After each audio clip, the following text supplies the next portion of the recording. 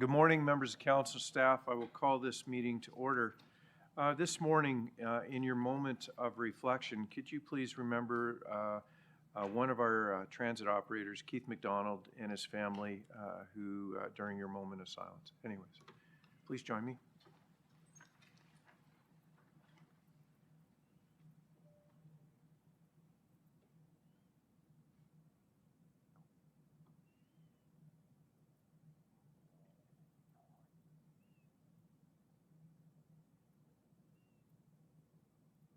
Thank you. We are currently located on land which has long served as a site of meeting and exchange among the Mississauga peoples and is the traditional treaty territory of the Mississaugas of Scugog Island First Nation.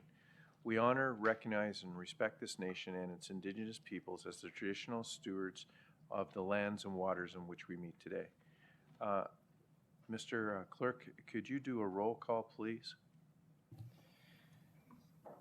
Thank you, Mr. Chair. Electronic roll call is starting now.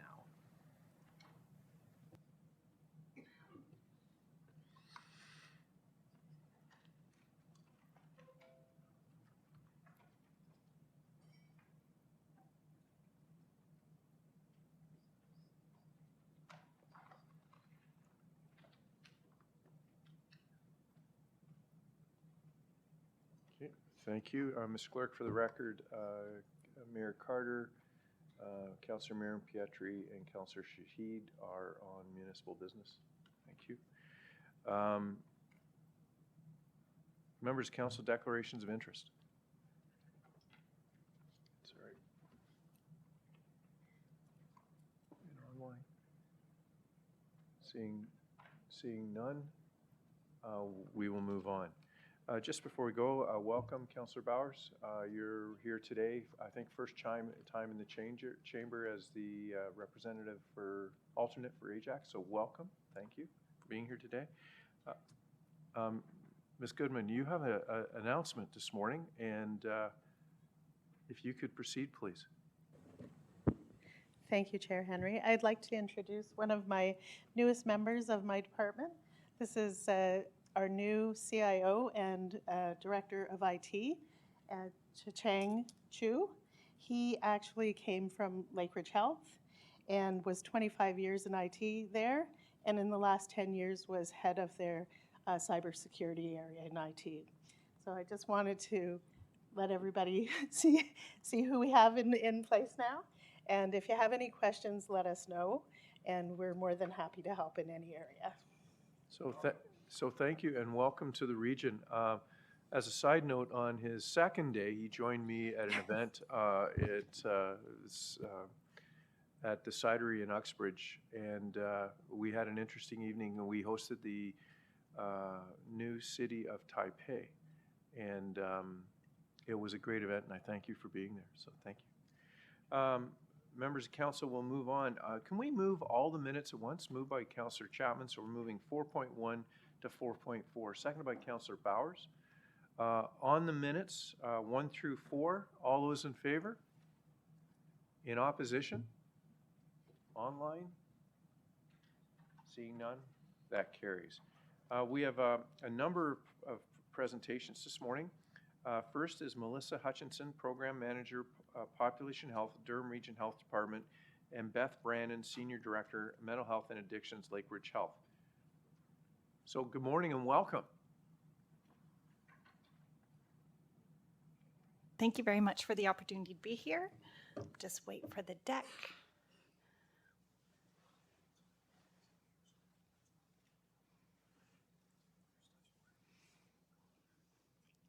Wonderful. Thank you so much.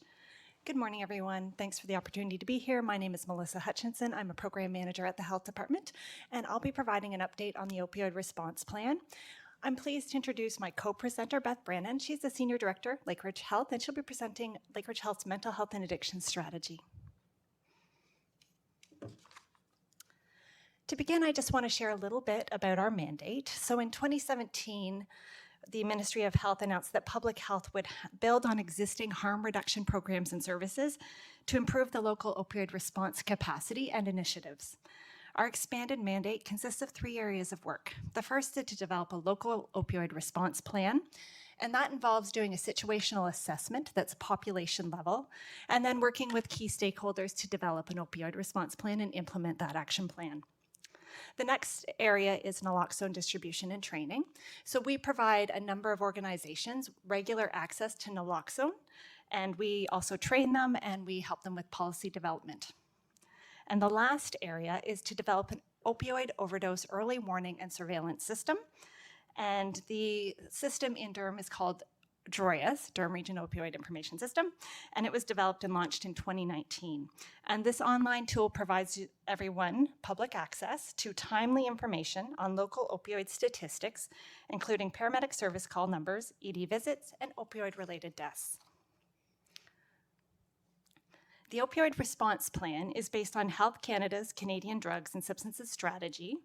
The complex issue like opioid overdose requires a compassionate, comprehensive, and collaborative evidence-based approach. The areas of that plan include prevention, treatment, harm reduction, and enforcement.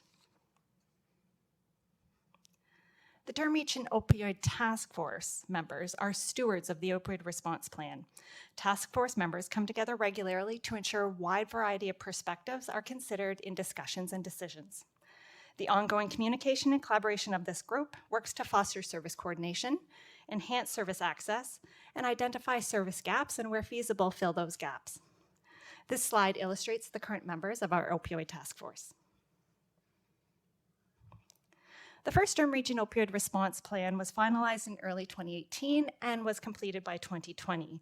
In the fall of 2021, the Opioid Response Plan was updated, and the updated plan is a 2 to 3 year plan that has 15 areas of action.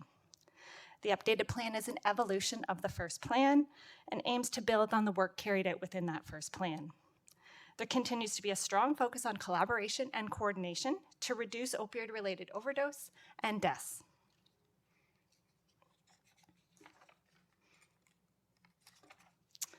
There were key areas of focus within the original opioid response plan that the task force needed to remain central to the work of this group. Accordingly, the task force is continuing to focus on collaboration and coordination with experts in the field of housing and homelessness. We know that people with lived experience of mental health and addictions conditions are disproportionately affected by homelessness, so this ongoing coordination and communication is key. Prevention strategies for problematic substance use, coordination with partners to foster timely access to services for people who use substances and are seeking treatment, harm reduction, or other services. Increasing client awareness of available harm reduction treatment services within the region, expanding access to naloxone, raising awareness of how stigma acts as a barrier to accessing treatment, harm reduction, and support services, and working in collaboration with DRPS to address illicit drug production, supply, and distribution.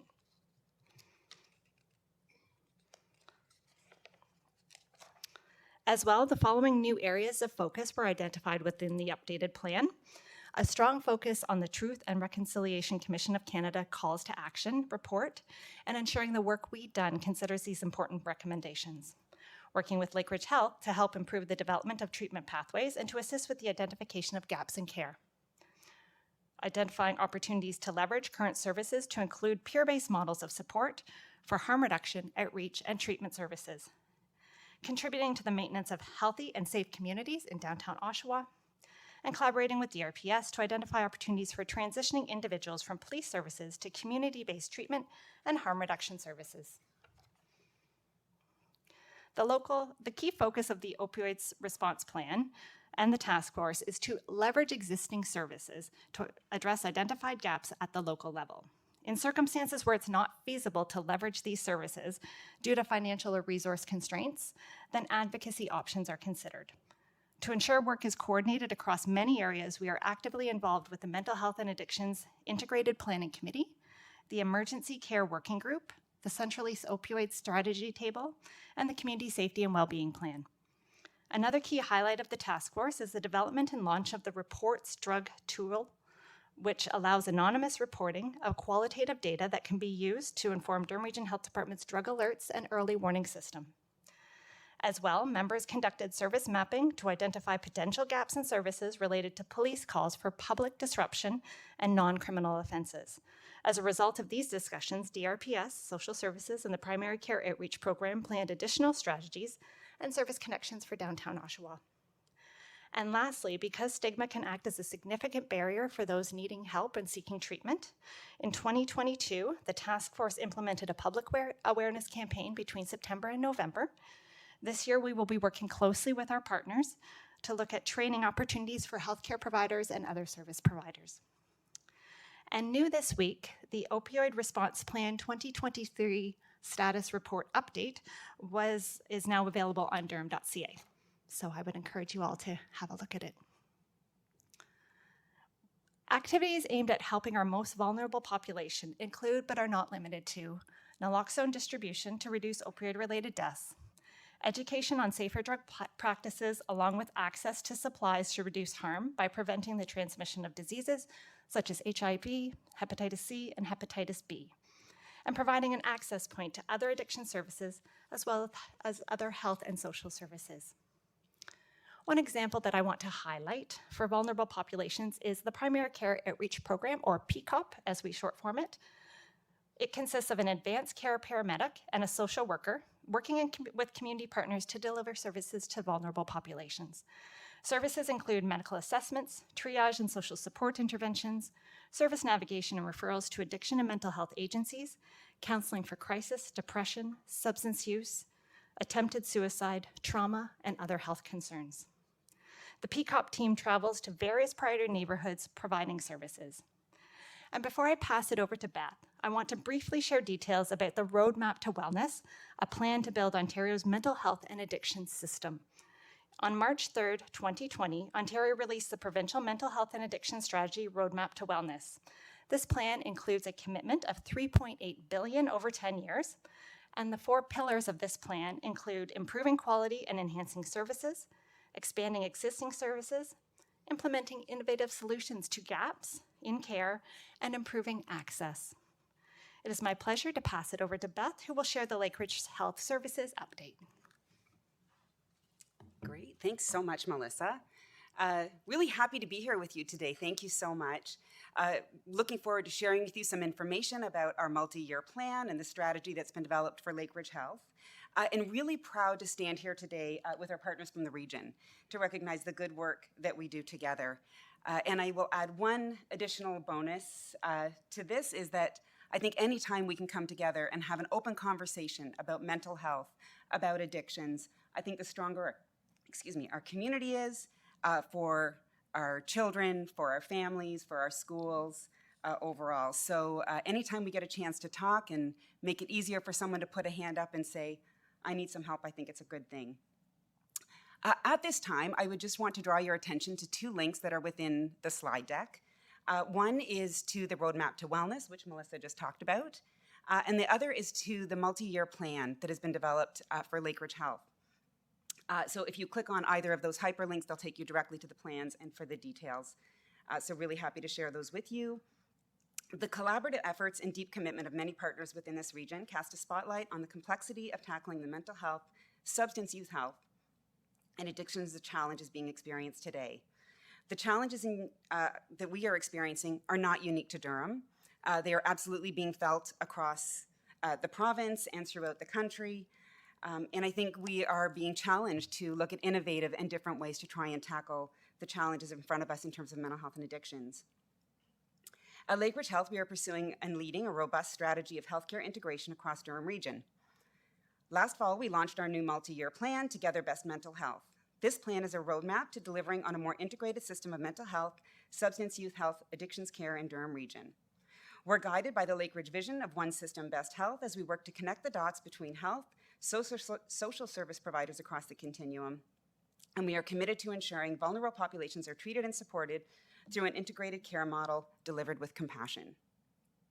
We're focused on quality and evidence-based care so patients get the services they need, when they need them, and where they need them, so we have the healthiest Durham region possible. This slide tells you a little bit about the breadth of the services that we offer through Lakeridge Health.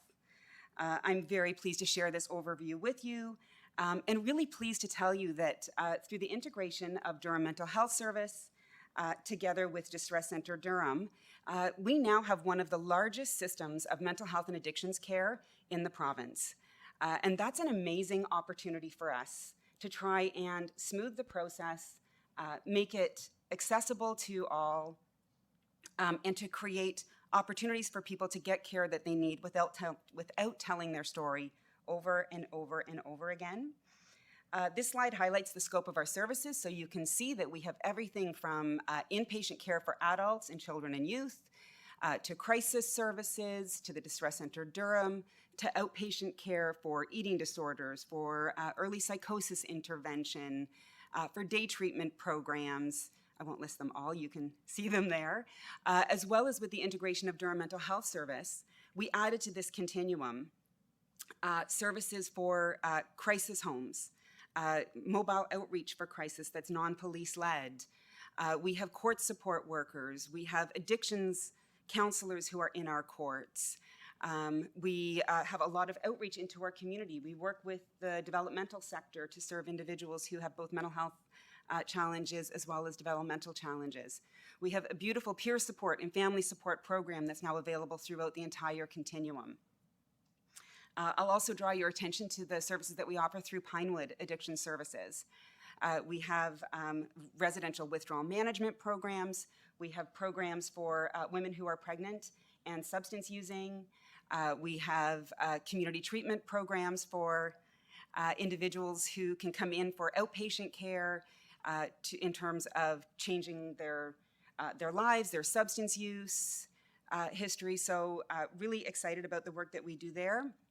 One of the things that I will just highlight here for you as well is the work that we do with our school programs and doing outreach to our school programs. So we have addictions counselors who go out into our schools. They do education, they do in-services, but they also create an opportunity. Good morning. They also create an opportunity for a youth to reach out to somebody and say, hey, this is what's happening for me. Can we have a conversation? So really, really happy to share that information with you. I will say that in terms of our emergency care use, you can see some numbers up here that we see about 100,000 adults and 12,000 children and youth annually, with about 14,000 visits to our emergency department for mental health and addictions care. In 2022, we had a question raised at the last committee meeting about wait times. So in 2022, the average wait time was about 13 hours for everybody. So that included those folks who would come in for, and they would have an experience of 2 or 3 hours, all the way to the individuals who are being admitted who may have a longer wait to get to an inpatient unit. So we're really working very, very hard to wrap around those individuals and try and bring that wait time down. Despite the breadth and depth of our system of care, we can't do this alone. We need our partners to build an integrated system of care and improve health outcomes for all. So when we developed the multi-year plan, Together Best Mental Health, it was drafted in the fall of 2021 and delivered early winter of 2022. Critical to building this plan was the voice of our community. We actually had over 250 groups, agencies, and most importantly, those with lived experience who contributed to the development of this plan. In the late spring of 2022, we began actioning the plan with 2 streams of work. The first stream of work was internal to Lakeridge. So within the plan, if you click on that link I mentioned earlier, you'll see all of the different action items that I'll talk about in just a few minutes that we take very seriously and we are working to action right now. And we have a deep commitment to fulfilling the recommendations within that plan. The second piece to that I'm really excited about is that, yes, we had 250 organizations, people who contributed to the plan. And they said, Lakeridge Health, here's what you need to do. When we brought that group back together and said, we're committed to doing this, we said to our partners across the system, so these are health partners, partners at the region, community and social services, all kinds of folks, we said to them, you know, this is an amazing plan. Clearly it's been well thought out. But we don't think this is a plan that's just for Lakeridge.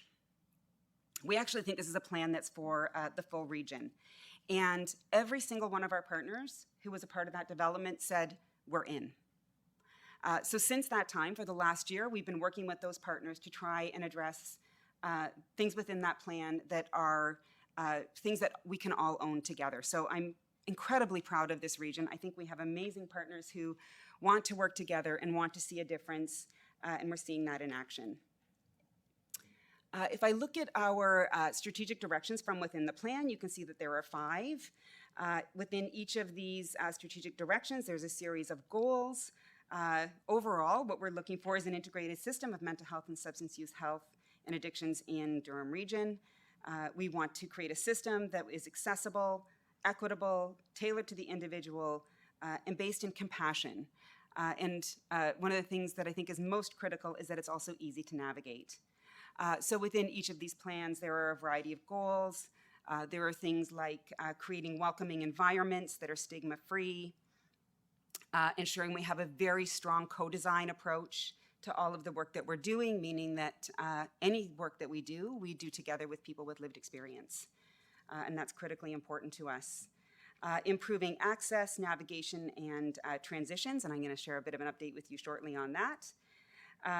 Really working to improve emergency mental health and addictions care across all of our emergency departments within the region.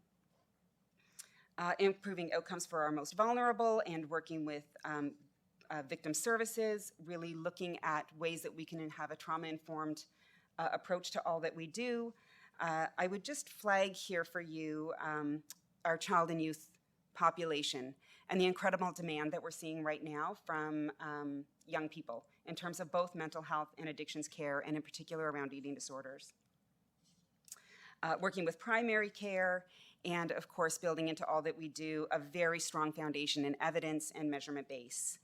So a lot of work going on within Lakeridge Health and with our partners on all of those. Pleased to share with you an update on the work that we've been doing. So we all know, I'm sure hear about it regularly. If any of you watched the news this morning, you'll know that there's a lot of discussion around youth in particular in addictions. But the system is at a breaking point with providers across the system. And I think it's forcing us to lean into innovation and partnership to find solutions. So for Lakeridge Health, we sit at many, many tables. We are part of many working groups. And really are very proud of the work that we're doing together. As I mentioned earlier, the group that developed the plan continues to come together and wrap around those with the most complex needs. Many tables that we attend have very specific population focus, but I think the exciting piece is that we're working hard to try and connect the dots on all of those tables and throughout those services. The piece that I would just want to highlight for you here today is that last week we formally launched Central Connect. And Central Connect is one single point of access for everything mental health and addictions care in that Lakeridge continuum. So if I went back to that slide and you saw all the many services, all of those can be accessed now through one single point of access. And that can be through a phone call, it can be on the website, people can send an email, however it is that somebody would like to put up their hand and say, I need help, we're there. And they're doing an amazing job of managing a high volume of referrals right now as people are talking about that access, but really excited about it. One of the other things that we are working hard on together with our partners at the region is decreasing opioid poisoning related visits to our emergency departments. I won't go into a lot of the details on that. I know Melissa's already spoken about what that looks like. I will say that within this chart though, just to draw your attention to the decline that we're seeing in 2022. It's one that we are cautiously optimistic about and really hoping to see that trend continue. In terms of homelessness and mental health and addictions, we know that homelessness is making headlines across Canada. Addressing the needs of our vulnerable population requires innovation, integration, a coordinated approach, and I will throw in compassion yet again to the important approach that we need to take for these individuals. At Lakeridge, we believe we are on the right path forward. We recognize that mental health and addictions care is only one piece of a broader community approach to support this vulnerable population. We acknowledge that that as a system, there's much work for us to do, and as we do this important work, we want to be mindful of the balanced approach for dignity for all, grounded in evidence and compassion focus. So I'm going to pause there and just, I think we're going to wrap up here, Melissa, and see if there's any questions. We do have a number of people that wish to ask questions. First on the list is Councillor Kerr. Mr. Chair, and through you to the presenters, thank you for your presentation, and a very large thank you to you and your respective teams for the work in putting this together. I see a tremendous interaction between emergency situations, first port of contact, short-term treatment, and healthy release. What I don't see in this plan, and I'm hoping will come along in the not-too-distant future, is a long-term addiction and mental health treatment center. My daughter's executive director of Stonehenge in Guelph. They've been going 50 years. It's a 6-month program up to. The statistics I see are that anything less than 2 months is perhaps not as effective as a longer-term care. So in my question to you would be, at what point might the residents of Durham Region expect to see a long-term mental health and addiction care center in Durham Region?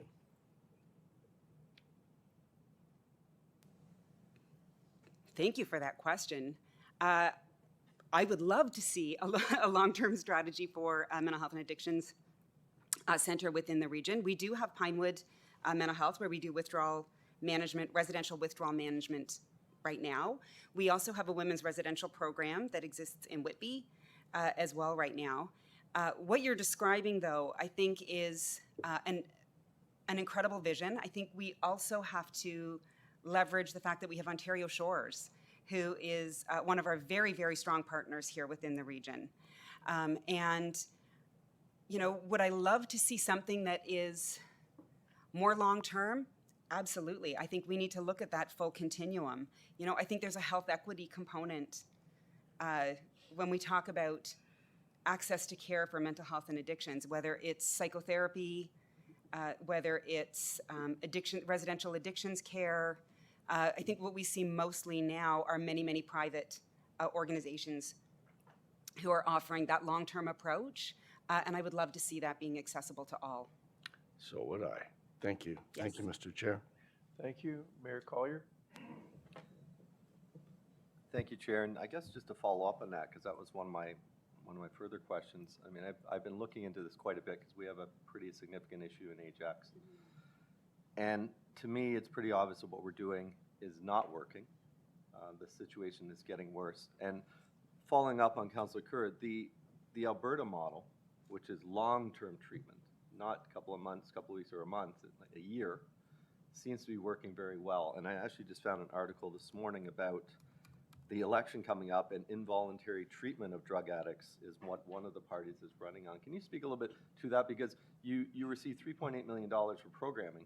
However, the empath model, Ontario Shores, was not funded in this year's budget. And I think that's not going down the right path. Yeah. So can you help me a little bit with the question? You're thinking that what is happening from an outreach perspective isn't working? I don't know that outreach is working. It's a piece, but I think nobody's going to really argue that treatment is the solution. And having treatment available for everybody that needs it, which is sort of a permanent. The empath model at Ontario Shores, we supported at Durham Regional Police, we supported at Regional Council, we supported Ajax Council. I'm sure a lot of other municipalities have passed resolutions to that effect, and the province did not fund that program. But they did fund this program, which isn't long-term treatment, which is support. Yeah, so first of all, I want to applaud Ontario Shores and the work that they've done in advocating for an empath model. I think emergency mental health and addictions care across this province is very challenging for many, many individuals to try and access care. We're seeing high demand in all of our emergency departments, different levels of expertise in each of the emergency departments. And I can't imagine how hard it would be to be that person who's in need, to have to walk into an emergency department and say, it's me today. I need help, and I'm at this point, and it's this difficult for me. So for all those who put their hands up, however they do, I applaud them.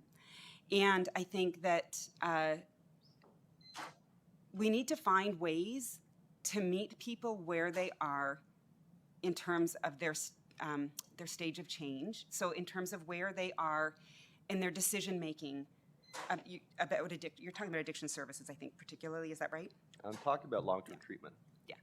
So, I think we have to meet people where they are. People have a choice in terms of the legislation that we have in Ontario today to decide, I want to make a change or I don't. And I think the responsibility that we have in front of us is to find ways to, in that moment when somebody says, I want to change, that we can wrap around them and say, let's help you to make that change, whether it's a long-term approach from a residential perspective, whether it's a hospitalization, whether it's a psychotherapy approach, whether it's some case management and some education, or maybe it's wrapping around a family. I think it's about creating that system approach. I don't know that there's any one approach that will change us for folks who are in need. Okay, so the new $3.8 million that's going to go into programming, I assume that's across the region. That's not just Lake Rochelle, Oshawa, right? That's everywhere. That's all Lake Which Rochelle. $3.8 million are you referring to? Didn't you get, you said provincial funding? Oh, okay. I'll just jump in through the chair. Thank you for your question. I can clarify that. So that was the roadmap to wellness, and I was just giving a little bit of a high-level overview of the provincial strategy. So it's a provincial commitment of $3.8 billion over 10 years, Okay. not specific to Durham Region. Sorry if I caused How any much is Durham confusion. Region getting? How much would Durham Region get of that $3.8 billion? Do we know? We don't know. Okay.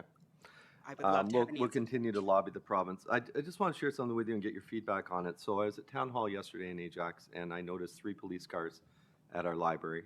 And then next thing you know, I noticed there's 2 ambulances. So I reached out to our CEO of the library and said, what's going on?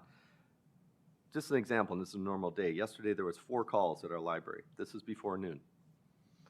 1, drug consumption, police called.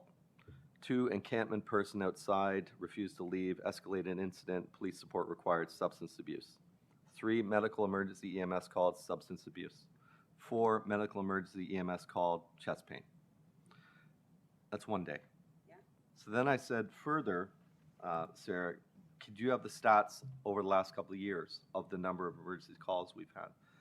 2018, 42, 2 substance abuse related. That's for the year. 2019, 10, 1 substance related. 20, only 2. 21, 0. We were closed for COVID. 2022, 51 of that 4 were substance abuse. This year so far, 71, 30 substance abuse. So that's scary. And how are these new programs and what we're doing so far going to help address this? Because this is an exponential growth, it looks like. I can start, and then Beth might have more to add to it. Thank you, through the chair. Thank you for your question. Our libraries across the country are seeing the burden of the opioid crisis, undoubtedly. The reports you share, I do try to connect with libraries as much as possible, so I'm not surprised by what you shared. And when I speak to my colleagues across the province and across the country, they see the same thing. Libraries are a warm, open, welcoming environment for people to come to, and they're treated with fairness and dignity. And people who are underhoused will go there. People who use substances and are afraid to use alone may go there, similarly to other public places because they fear overdose with the contaminated drug supply. So there are different options. There's no one quick fix that I can tell you from a public health perspective. The evidence would say we need to do a comprehensive approach across those 4 pillars, including harm reduction and outreach. And thank you for your comments about outreach. Always looking to enhance and make those services more tailored to what the need is for each area. But in terms of a treatment perspective, I'll invite Beth to ask if there's anything specific. Yeah, you make a really interesting point about the libraries, and I agree with Melissa. I think there's lots of reasons that people are going to libraries and that we're seeing this happen in the libraries. Where I think there could be an opportunity would be to make sure that where people are using, there's a pathway to care. that we find a way to reach out to them and to make it easy to say, yes, today I'm choosing to use. And can we have a conversation about what that means for you, what that means in your life, what it means in your circumstance right now, and maybe to plant a seed about possibility and possible change. So, I think there's a number of factors that are contributing to this when I think about some of the social determinants of health. Housing affordability, food insecurity, challenges with safe supply. Like, these are all things that are contributing to what you're seeing play out in our libraries. And, I think the more that we can do to meet people where they're at, or meet like geographically and also in terms of their stage of change, the more opportunity we have to say something else is possible and can we work together. And it may not work the first time, it may not work the second time, it may not work the 10th time. But at some point we have had great success with individuals who say, maybe I'd like a conversation and can we talk now? So I think any opportunity we can to wrap around people in that way and create that dialogue starts to create a pathway for them. And that pathway might be different, for every one of us who's in this room. Like there's that many different pathways that we see for people. Okay, it's interesting you said safe supply. Is that something that's being considered? Do you want to take that? Yeah, I can take that. Thank you. Through the chair. Thank you for your question. So safe supply is a best practice. It would be a recommended part of a comprehensive approach. The nuances of the funding and application and provision of safe supply, it's just getting up and running in the province of Ontario. Some other provinces are a bit more progressive, but it definitely is a best practice to try and offer a supply that is not the street contaminated grade, and as one of the spectrum of a whole host of interventions. Okay, I would disagree. I think that model has been practiced in Vancouver and BC and, and Peterborough, yes, and has been found, from what I've found, not to work. Treatment has been proven to be the most effective, and having that treatment long-term available for everybody. What about safe consumption sites? I can speak to that too. Safe consumption sites are also a best practice within the host of provisions.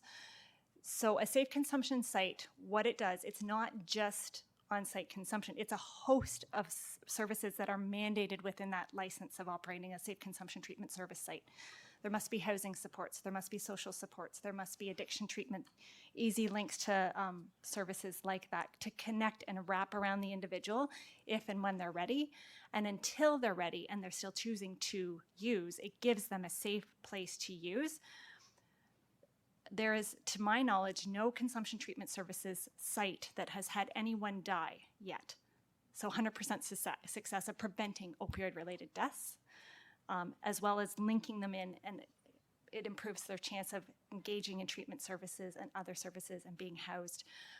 People are going to use. This is a strong addiction. This is a medical condition. It just simply provides them a place to use. Alternative locations they will find. Safe consumption sites started. They weren't medically introduced. The medical teams did not come up with this idea. People who use drugs came up with the idea, and without a sanctioned medical or a safe consumption site, people will still do them. They become the libraries, they become the public parks, they become the parking garages. But they do work at preventing opioid-related deaths. Yeah, and I won't argue that.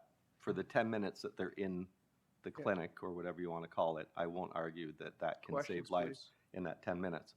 But the problem is what happens when they leave, and that's where all the problems start, because addiction is not 24/7. Or sorry, addiction is 24/7. Addiction is not 9 to 5.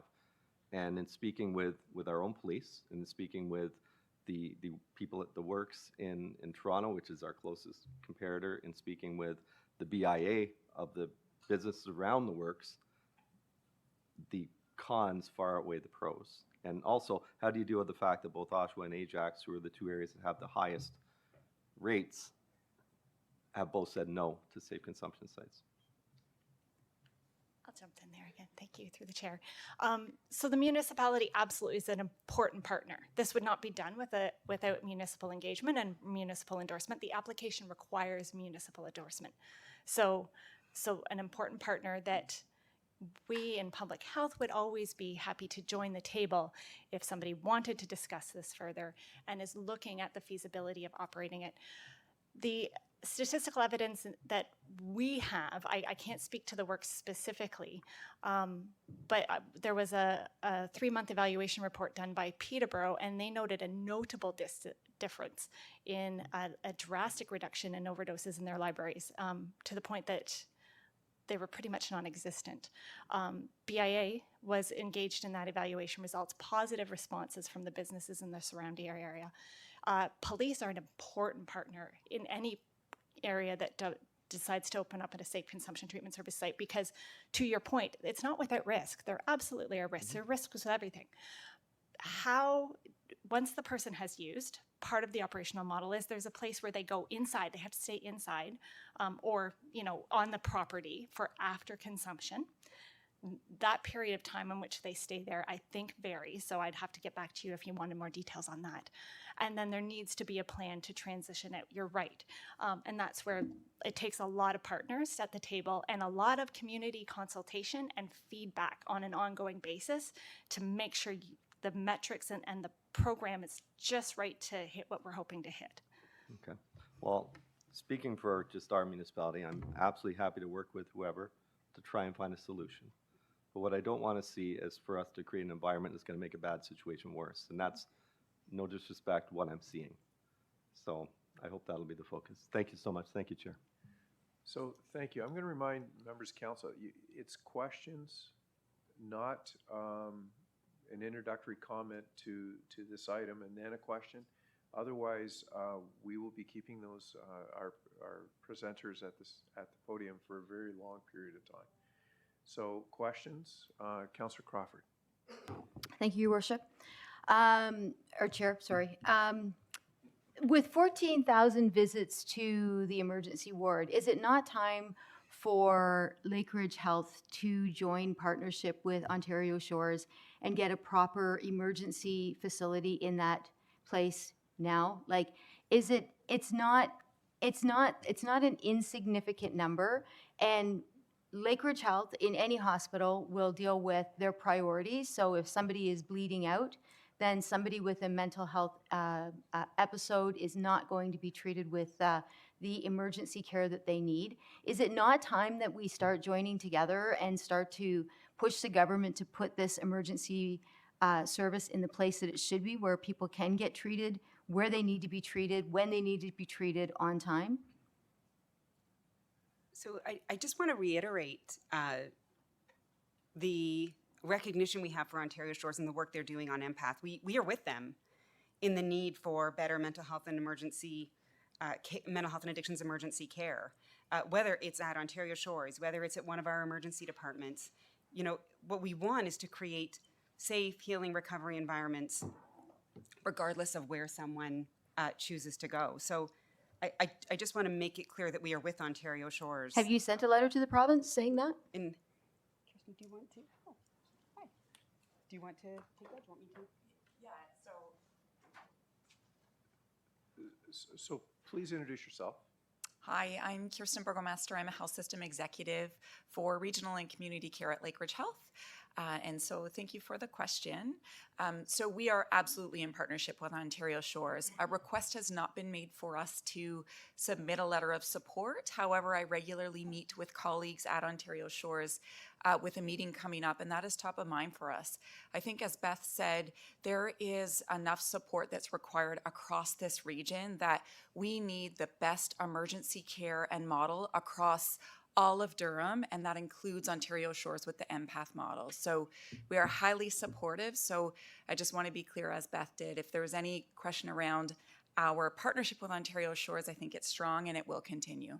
Thank you. Okay, thank you. Mayor Schumer. Thank you, Mr. Chair. Through you, I notice on slide 13 where you list engagement and partners, not one of the school boards is listed on there. Is there a partnership? Is there engagement with Yes. Oh yeah, absolutely. We actually have memorandums of understanding with 4 school boards where we are putting addictions outreach workers directly into schools.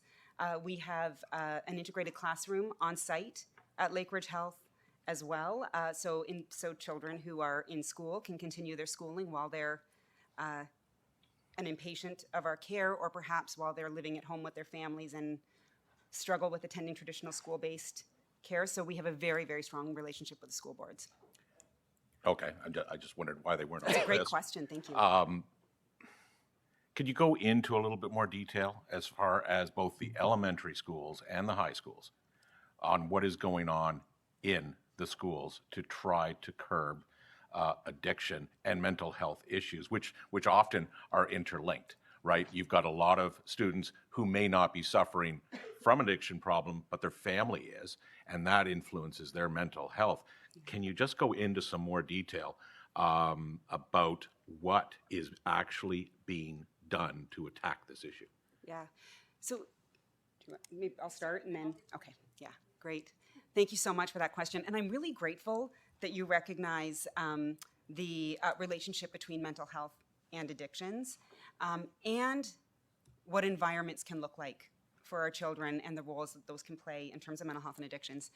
So we work very hard around educating, and it's not just Lake Ridge Health who is doing this work. So, we have partnerships with the local high schools where we're going in, we're doing education.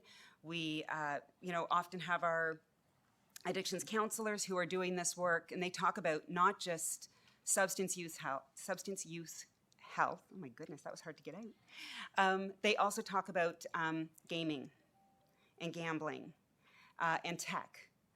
So they look at kind of that full suite of addictions, and they do education in the schools.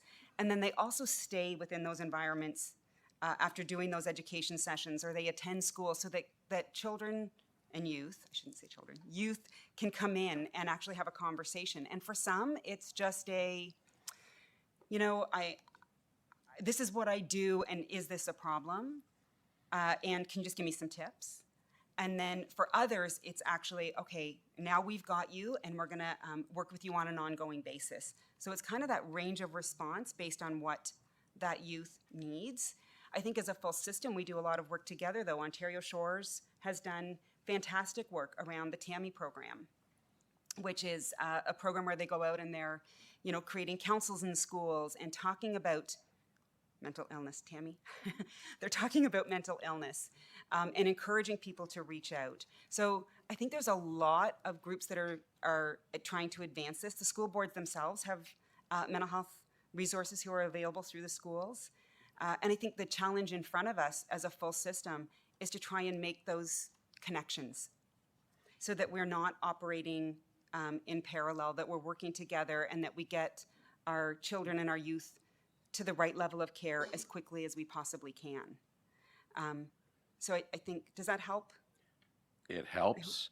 Do you have any, through the school boards, through yourselves, do you have any stats or any idea of the impact that the educational process, the entire process you just outlined, how it's working? How many students, are we getting a pretty good response rate there? Because students being students, right? You can go in, you can put up the posters, you can have an assembly, and you can say, hey, addiction, mental health.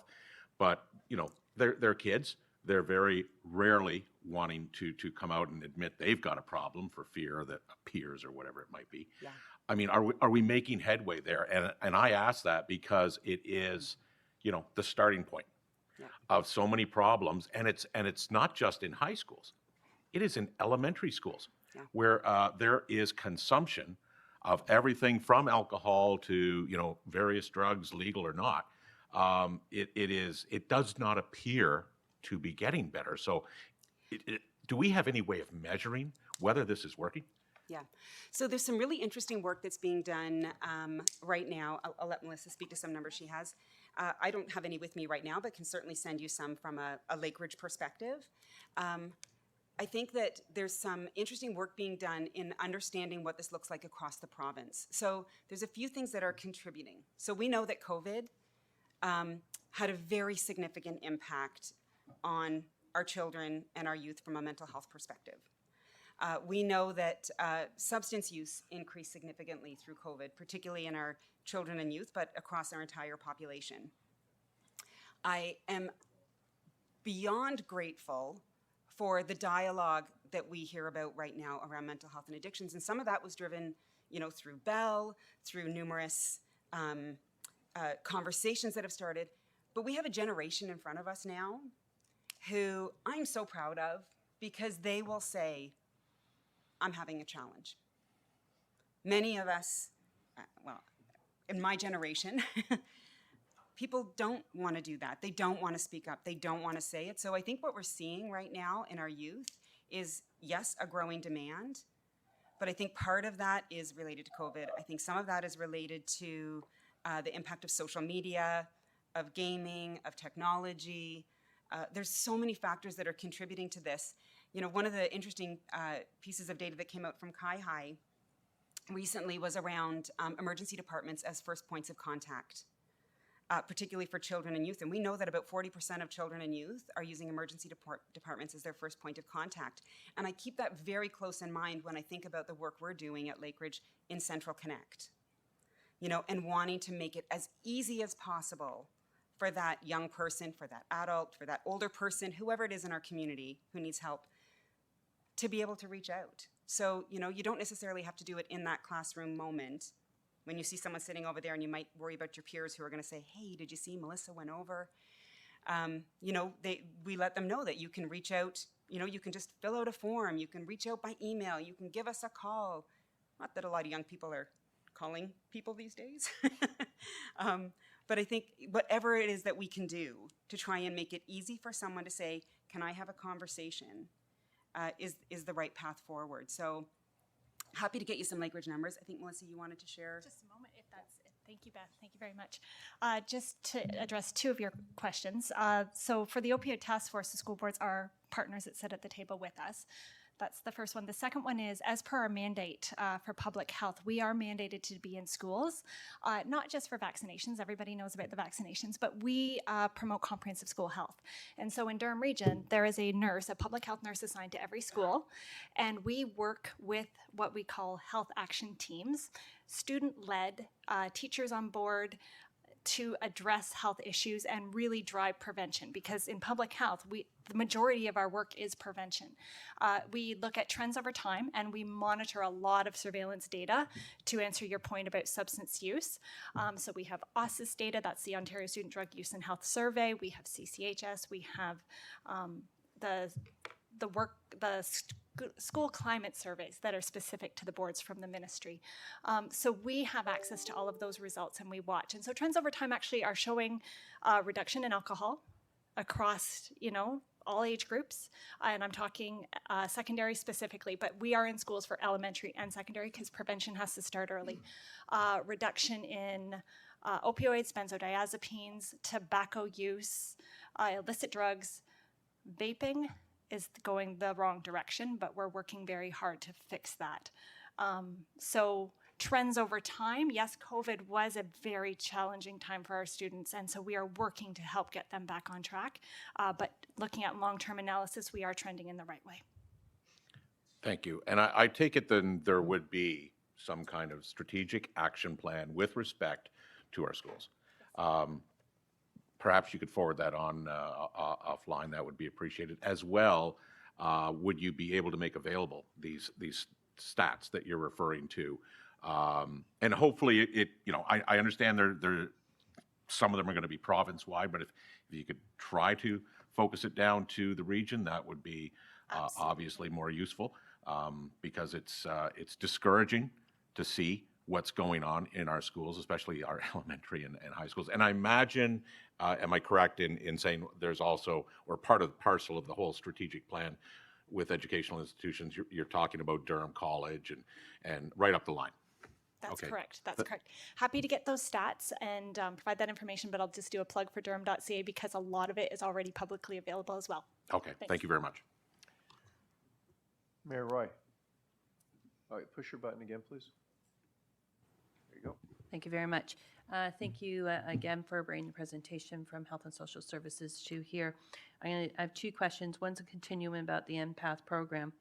And in the conversations you're having with Ontario Shores, and you may not have the answer to this, has there been any discussions about timelines of what they're seeing for the empath program? Because I think one of the biggest issues that has not been spoken about is about with our emergency services that are held within the emergency, and this could be a relief. I know we have seen a reduction, especially with our paramedics, but this could be an additional reduction. Do we have any context on that? Yeah, I don't have any update in terms of empath. Their work with the province, I wouldn't be in a position to speak to their timelines. What I will tell you, though, is that Ontario Shores sits with us on many of our work groups. So if you recall the development of the plan that was up here, Ontario Shores was a key part of that development of that plan. There were two major deliverables in year one that we are working towards within that plan. The first one is improving access, navigation, and transitions.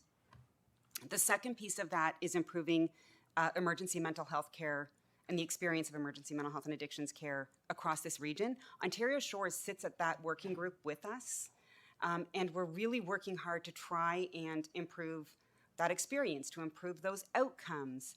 And the empath model is a key part of that conversation. We do see that as an incredible model that would be helpful and something that we need to look at across the entire region. Okay, I appreciate that answer. And just one more question, Mr. Chair, and that has to do about education. And I think this is one of the biggest components you spoke about, just with mental health as an overall, with everything. But how are we working with our community, our private agencies, and our partners to educate what we are doing, where we're going? Because I find that every single day I am having to post something in terms of where to get supports, what to do. As Mayor Collier just identified, while the calls were happening yesterday, we were having the same calls within Whitby, and it's concerning. But how do we help to get that education out there?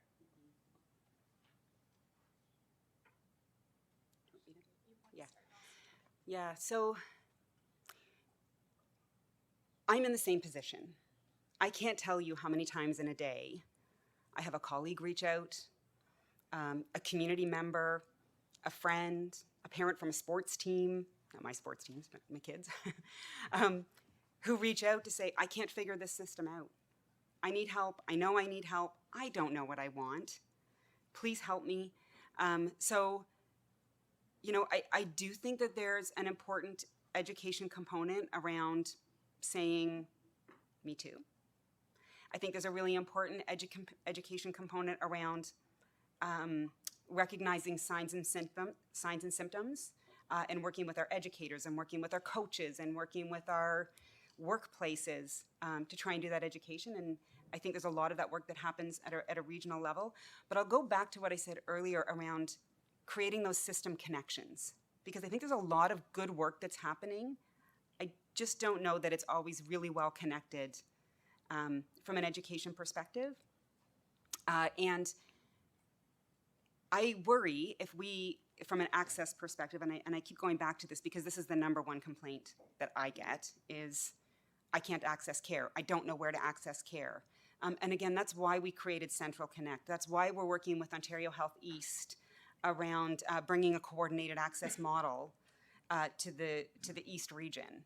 I can tell you it's absolutely one of the priorities in the roadmap to wellness as well. Like, that access piece is critically important, that somebody, when they're experiencing a mental health challenge, a substance use health challenge, an addiction challenge, that we make it really, really easy for them to have a conversation with someone who is knowledgeable, who is reliable, because particularly our young people are going to sources that may not be evidence-based, may not be actually giving them advice that's in their best interest.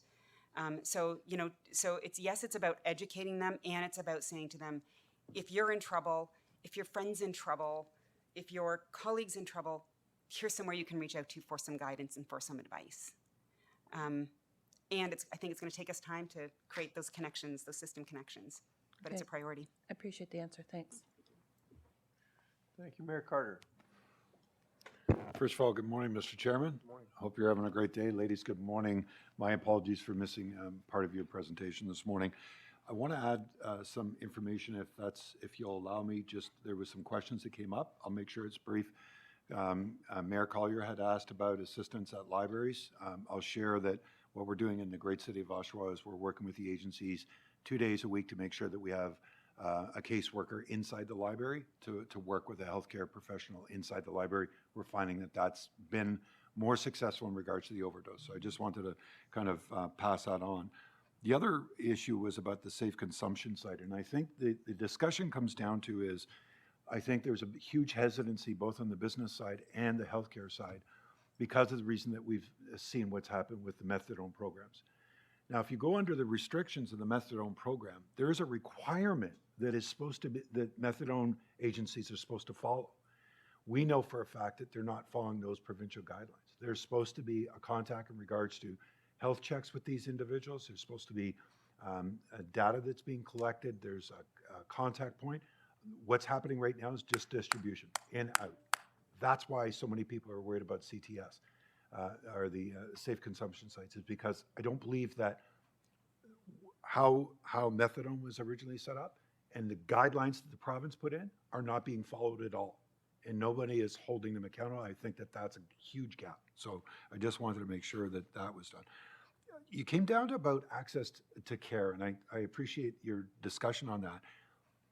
My question back to you is, it's great that we, the 28 of us know, or the 30 of us know about it, but why not a massive, massive communication plan?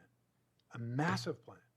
If these resources are being put in those places, it's like the Stop Smoking, the human trafficking communication plan, Mr. Chairman. It's massive. Use, if it means hundreds of thousands of dollars, please do, because access is one of the things that we continue to hear. Nobody knows where to go. Let's do something about that.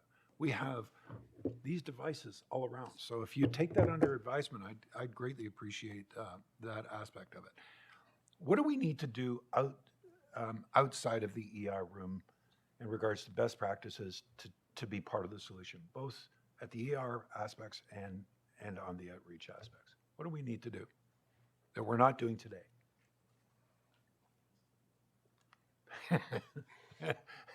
I wouldn't want to touch it either, but give it a go. Do you want to start now? Yeah. Let me give it a bit of a try. So I think there's a few things. So first of all, what do we need to do? I think we need to fund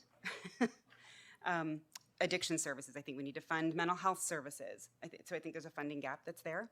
I think we need to really look at some of those social determinants of health as well, around housing and around food insecurity and around meaningful jobs and a feeling of contributing to my community. So I think there's a lot of work that we need to do that's there. But I think I keep going back to, so if there's no money, then I think we need to go back to how can we do things better together? How do we integrate the work that we're doing? How do we make those system connections? How do we connect those dots? How do we make sure that, Ontario Shores is sitting on a wait list of X number, and we're sitting with a wait list of X number as Lakeridge Health, and perhaps CMHA is sitting with a wait list. How do we make sure that all of those people are getting to the right place that first time? And I think there is some system capacity if we can work that through together. And I think we've made some great strides in doing that, particularly over the last, in the last year, to work towards that. So, so money would be my first. And then Okay. following up on that would be making those system connections. Just out of curiosity, in your professional opinion, is there anybody in North America that is being successful, that is best practice, that is really showing huge results in regards to the, in my opinion, the most complex health and social issue this country has ever faced? So, I just heard that. those big questions. I think there's different work being done in different provinces that we can look to. So, if we look to the East Coast and look at the work that they've done around coordinated care, access to care, there's some great work being done there. If you look at the West Coast, there's some amazing work being done around addictions and substance use care. I don't know that there's any one jurisdiction who is doing it all perfectly, but I think we can look to different areas and pull from them. If we look to the UK and the work that they've done around access to psychotherapy, there's some amazing work that's been done there. If we look in Australia, like, I think we have to look broadly and pull from. So a big part of the conversation right now in Alberta is forced treatment. What data do you have in regards to it? And is that an option that provinces should be looking at?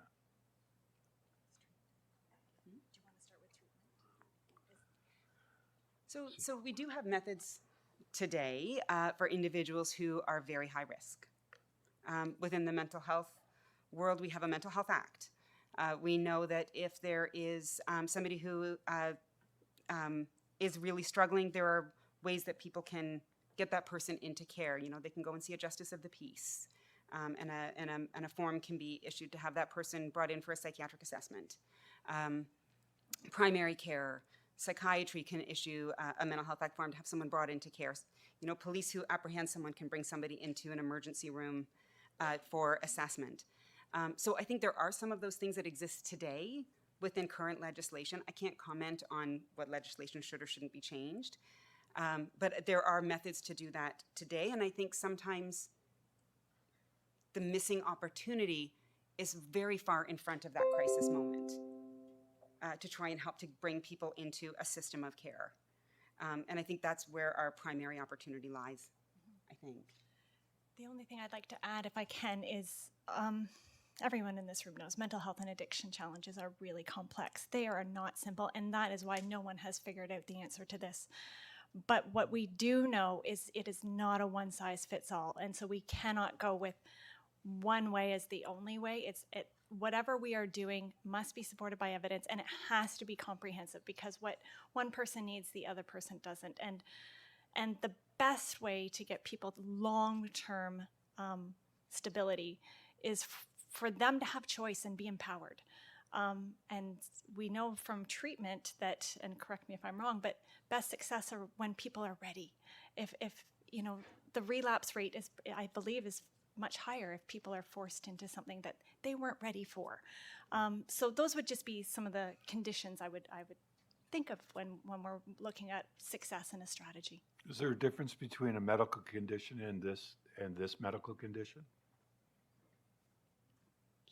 So go ahead. You're saying when people are ready. So if I have a cardiac arrest, is there a different acceptance in regards to a cardiac event versus a psychological event or an addiction event? You're saying when people are ready. So is it only, do we change our habits when we have a major cardiac arrest? Some people don't. So Right. that's what I'm saying. So Right. if we think about the treatment and protocol following a cardiac arrest, Yeah. diet, physical exercise, lower your stress, all of those things, the person has to be wanting that change, ready for that change, or the compliance and the long-term success of any regimen treatment protocol put in place is going to be poor. So what responsibility do we have then? It's a great question. It really is. Thank That's you. four, Mr. Chairman. Four great questions. Hida, I got a lot lots of great- sleep last night. They're What can I deep. say? They're deep and complex, as is this issue. Yep. So from a public health perspective, I would say we follow the evidence and we follow the community assessment and needs. Those are the things, those are the two recipes of success that we use. One size does not fit all. What works in Oshawa may not work in Oshawa, may not work in Whitby, Uxbridge, because every community and even pockets within those communities have special needs, our priority neighborhoods. We take all of that data and we match it with the evidence, surround ourselves with our partners and our group agreement on how to move forward, and that is the best strategy that we would say from a public health perspective. My last question to you is based upon the drug supply that is out there at this particular time. I mean, I saw the overdose emergency visits have gone down. What I can tell you is out of the great city of Oshawa, our count is still about 360 overdose calls a year. I'm not challenging the numbers of the ER. My challenge is, I think what we should also have is a chart that states how many overdose calls have we addressed in our communities and how many have gone to the ER, because I think that's a huge gap. And I think that that's important data to clearly get a clear picture about, is it escalating or is it de-escalating? Death rates may go down because of the reason of different preventative measures. But overdoses are still a massive. I've used this number before. It's $4,000 per overdose call based upon all the resources that are utilized. So I think it's really important that you have those two numbers that are reported. Okay, so May I yeah, respond through no, the chair? please, Thank you. please. So through the Durham Region Opioid Information System, we track on a weekly basis our paramedic data. Right. And so those are calls coded for a suspected opioid overdose Right. by the paramedics based on their charting, whether they transport to hospital or not. Right. So if a 911 call is made and paramedics respond, they determine it meets the criteria for suspected opioid overdose, then we'll code it, we get that, we track that. What we don't have is if paramedics aren't called. If there's an overdose, it happens on the street, their friend finds them, naloxone's administered, and nothing happens. No one's called because they can be okay and successfully carry on. So we did launch our Report Drugs tool this year, are widely promoting it to all our service providers to get word out on the street, Yep. trying to get people, if they're the friend that responded, Yep. they just use their phone, their app, Yep. and they report it. Yep. Just really quickly, so that we have that tool, because we know it's a gap and we're trying to measure that as well. Are you taking our fire calls then? We don't get your fire data. Right. When we first started the opioid information system, we had all the first responders at the table to help work out what the plan looked like. At that time, we were under the understanding that the fire data couldn't be coded specifically to opioid overdose. And I so, can give you Oshawa's if you wish every month. so I can make sure we'd be you get happy that. to look at the data. That'd be As great. I say, we worked very closely with our fire partners all across every municipality, had them at the table because an early warning system was new for us. We didn't know Yep. really what to do, and so we were tapping into their ideas and suggestions. The only reason why I brought that up, Mr. Chairman, as my last question, really is my last question, I promise. Naloxone, and the issue being is the drug supply is changing dramatically. And with the mixture of now not only fentanyl, but also veterinarian drugs, my understanding is naloxone is not being successful in regards to those drugs being. Are we experiencing that in Durham Region based upon the data that you have and the information that you've received? Through the chair, thank you for your question. Yes, so I'm going to unpack that a little bit. You're right. If benzodiazepines, which is a sedative, horse tranquilizers, veterinarian tranquilizers are in the drug, naloxone will not counteract the benzodiazepine, but it still will counteract that opioid. So what happens is the opioid might cause lack of breathing. They might stop breathing all entirely. Which is bad. Then yes, give naloxone. They'll start breathing again, but they may remain unconscious if there's a benzodiazepine in that drug. Okay. So they just might not wake up, but they'll start breathing again at least, so we can prevent brain damage. So that's the starting point. And your other part of your question, I'm sorry. Well, I'm just curious about the mixture of the drugs that Oh, are out there. are we seeing it? So my police partners, they are at the task force, Yeah. probably can speak to that a little Okay. bit better. They receive what I understand is a report on the actual drug supply contamination of any drugs confiscated. We are hearing that it is all across Ontario. Many of our partners have had to alert on their drug systems because they know it is in our drug supply. But there's nothing significant that has come to our attention on that one. Do you want me to particular. send our monthly reports to you? We have epidemiologists who always love to look at data if you want to send them to us. And I can easily also reach out to our fire partners, either or. I think it would be beneficial. Yep. Thank you. Thank you. Mr. Chair, thank you very much for your leniency, and I just thought that information was valuable to this conversation. Thank you. Councillor Crawford, you're back on the speaking list again. You don't want to speak, right? So I'm just going to remove that. Thank you. We'll move to Councillor Wu. And thank you through the chair, and thank you very much, Beth and Melissa, for your presentation. I just, Mayor Schumer had brought something up and just sort of piqued my interest. Your Durham Region Opioid Task Force, what we saw on slide 4, that's not the complete list, is it? So I'm just going to pull up slide 4. So those are the members of our task force that sit and meet on a monthly basis to move forward the opioid response plan. It's a great question because it gives me the opportunity to say we also have ad hoc members. Right. So as the plan is emerging and we focus on a specific area like police calls for non-criminal offenses in downtown Oshawa, we'll maybe engage others that have an impact in that conversation and have something that would contribute, bring them to the table, and then, I mean, they're welcome to stay, but usually they'll exit out once that part of the area has happened. Libraries are an example of that too. They don't sit there, but when there's an issue, we'll bring them to the table. We've actually invited a library recently to come to the next meeting. So this is the core list of task force members, but not exclusive. People come as ad hoc depending on what we're discussing. Okay. And I can probably understand where you would reach out and try, because this is, I guess if you want to say a plan or a strategy for the whole of Durham region. And I understand that Durham District School Board and probably the Durham District Catholic School Board reaches 7 of the 8 municipalities. What I see missing is the Kawartha, Pine Ridge and District School Board. And, but again, Mayor Schubert had mentioned, I don't see Durham College here either, or Trent University. Thank you for your question. Yes, so KPR and PVNC school boards to our east, they are what I would refer to as ad hoc members. They started for very many years, and then capacity they come when they want to bring forward an issue or we have an issue that we need to consult with them about. My co-chair actually for the opioid task force is from Ontario Tech. And so he is a professor from Ontario Tech, and he is my liaison into Durham College, Ontario Tech, Trent University, because he has an excellent academic network there. Okay. And also, again, just making sure that the whole of Durham region is covered. On your slide 12, you mentioned about 12,000 children and youth under Pinewood Youth Specific School-Based Youth Outreach. And I hope that youth outreach reaches into Clarington and the Kawartha and Pine Ridge District School Board. Yes, it does. You're right. Okay. Now, my other question would be, and again, I appreciate the slide 5, Durham Region Opioid Response Plan. And you have prevention, treatment, harm reduction, and enforcement.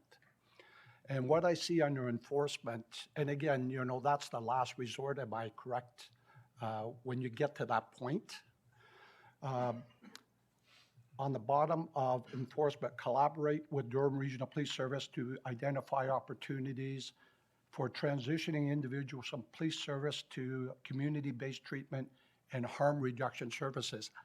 To me, and again, when I look at Durham Regional Police Services, I think what we're trying to do is be part of the solution in that one, and I don't know if that should be better categorized under treatment. The one above it that says continue addressing illicit drug production, supply, and distribution, yeah, put the hammer down. And that should be the enforcement. The other one, I would probably, because again, we want to be part, when I say we, the Durham Regional Police Service, want to be part. Would you agree that they would want to be part of the? Councillor, I'm going to let that go, but would you agree is not a way to ask a question? Okay. Members of council, I'm just going to enforce the rules today, or we will be here for a long period of time. Continue, please. That particular comment under enforcement, would it be better placed under treatment? So your thinking is very in line with many of the discussions we had at the task force when we were developing this response plan, because the idea is many of these cross over different levels. And Health Canada's framework is under review right now, and I'm actually hoping they change the way it's structured, because the pillars don't actually represent how the work is done. It's more integrated, it's more cross coordination instead of pillars that are siloed. And so I feel like that image does a disadvantage to how the actual operational work carries forward. But yes, many of these will cross over between treatment, prevention. The specific one you're talking about with police was, our partners were saying we're getting lots of police calls, but they're non-criminal offenses. We're not going to apprehend them. But what can we do? What can we do to help them? So that was the discussion. That could be prevention, that could be harm reduction, like that can fall across the spectrum. So hopefully that's addressed with the new updated framework. Yeah, thank you very much. And thank you, Chair, for your leniency. Councillor Bauer. Thank you, Chair Henry, and thank you for the warm welcome to my first Regional Council meeting. I'm very happy and honored to be here. Thank you very much for your presentation. Very, very interesting. There were references made this morning to harm reduction site and consumption and treatment site. Are they the same thing, or are there differences? And if there are, what are they? I might get some clarity around the harm reduction site. We have harm reduction work, or there's a consumption treatment service sites, different things. So some of our harm reduction work that we currently do would be needle syringe program. So we operate a needle syringe program, which provides equipment to people who have substance use disorder so that we can prevent HIV, Hep C, Hep B transmissions in our community. So that's a harm reduction program.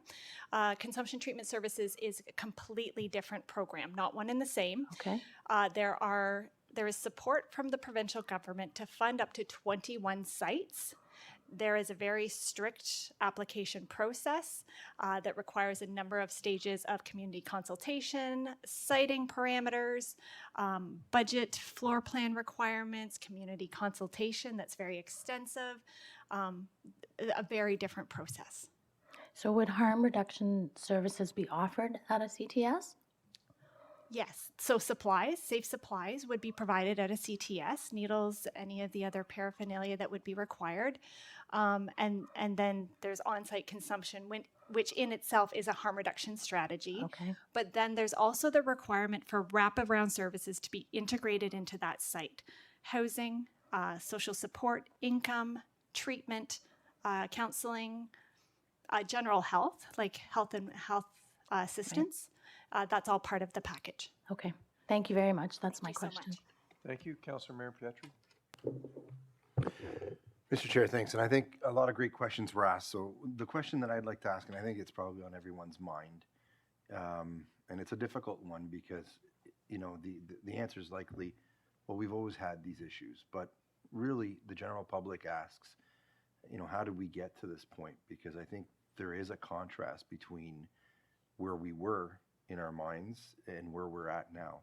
So I'm just wondering through you, Mr. Chair, if we have anyone that's dug a little deeper to see when the spike happened, because there has been a spike. It's exacerbated either by, you know, way of pandemic or other circumstances. But just as a layperson, through you, Mr. Chair, I'd like to know, you know, just what we're dealing with and how we got to this point. Sure. That's a really big question. Yeah. So how did we get here? When did things start to turn? I don't know that I have a clear answer on that. I think there are lots of scholars who are digging into that. No, but I right mean, now. in terms of data, because it is a big question. In In terms of data, when did you see the spike? Like, let's break it down in decades. Let's look at, you know, this point being, you know, the end point, which it's not, but I'm just saying for the sake of data, to 10 years ago. How much have things changed? So, I mean, I can tell you anecdotally. I don't have the data in front of me. I can tell you anecdotally, probably in the last 10 years, we're seeing a significant rise in requests for mental health and addictions supports and services. I don't know what specifically is driving that. I think there's lots of different hypotheses on what drives that. I think we're seeing a high degree of stress. We're seeing a social media influence for many of our for everybody. I was going to say for our young people, I think it's likely for all of us. I think there's a lot of factors that are playing into that are contributing. And the one that encourages me is the more people putting their hands up. So I think there's a lot of discussion around, is it that there's a bigger problem now? Is it that, you know, we have people who are willing to ask for help? And I'm not sure that it's any one of those things. I think it's likely a combination of many of those. We did see a significant jump during COVID for individuals who were experiencing loneliness, isolation, depression. Like there was a very significant jump that happened there that I think we're still continuing to see play out. And I think the longer we ask people to wait for care, you know, the more intense their need becomes. So, you know, I don't know that as a system, you know, we've kind of matched services that are available to the current demand that we're seeing. You know, eating disorders are a really great, it's particularly in youth, are a really great example of that. Well, I appreciate the candor, through you, Mr. Chair, because it is a question that we get asked often. And I know that the Mayor of Ajax alluded to some, incidences that occur on a daily basis. In Oshawa, we have some of that happen on an hourly basis. So that never, through you, Mr. Chair, and the question would be, whether you've actually gone out and taken a look at the data and compared it to, pre-pandemic circumstances, which I'm hearing you have, to understand exactly, what the situation is, because it's one thing to try different things to help, and the other is, what's working. So my last question, through you, Mr. Chair, is you've already had 2 communities take a strong position on safe injection sites, or I don't know what they're called. I don't know the buzzwords. I'm not good with acronyms and buzzwords. I apologize, through you, Mr. Chair. But what are you going to do? Like, what are we going to do if that avenue is closed and, there's a need to advance a different form? Is there something that you're looking at that could work, that you think could help our communities in the states that they're in? Because they're in a tough position in terms of providing services and the need. Thank you for your question, through the chair. If I can jump back to your other question as well. Sure. So when we look at the scientific experts across the country, when they're talking stats, they always look at, okay, what's driving this? Again, I don't think there's one answer. As Beth said, it's a complex issue. But what often comes to the table as a discussion is an opioid crisis happened at the same time that there was a housing crisis.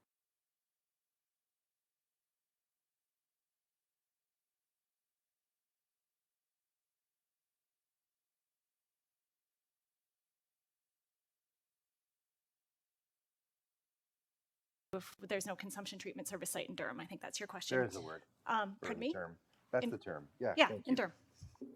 So we continue to do what we're doing right now, which is we look at all the other areas of the work that we can do. What can we do? And we have increased outreach workers. We have looked at changing some of in our harm reduction program, some of the positions to peer workers, because the evidence suggests that's a really strong way to get peer workers engaged, and it has great success. And so that's another thing we're doing. So we're looking constantly at innovative ways to work across different agencies to beef up those other areas in absence of that. Okay. So just to follow up on that, as per the Mayor of Ajax's, suggestion, and Mayor Carter, I think, has been a great proponent of this as well, is treatment is something that has worked, long-term treatment. Are we going to shift our focus to that, or is that something that we're doing in conjunction or in unison with some of the other programs that we're providing? I'll say one thing. I didn't want to jump in front of Beth because she has the treatment expertise. What I'll just say as a preface to what Beth's going to answer is it's really important to remember that comprehensive approach, because not everybody's ready for treatment.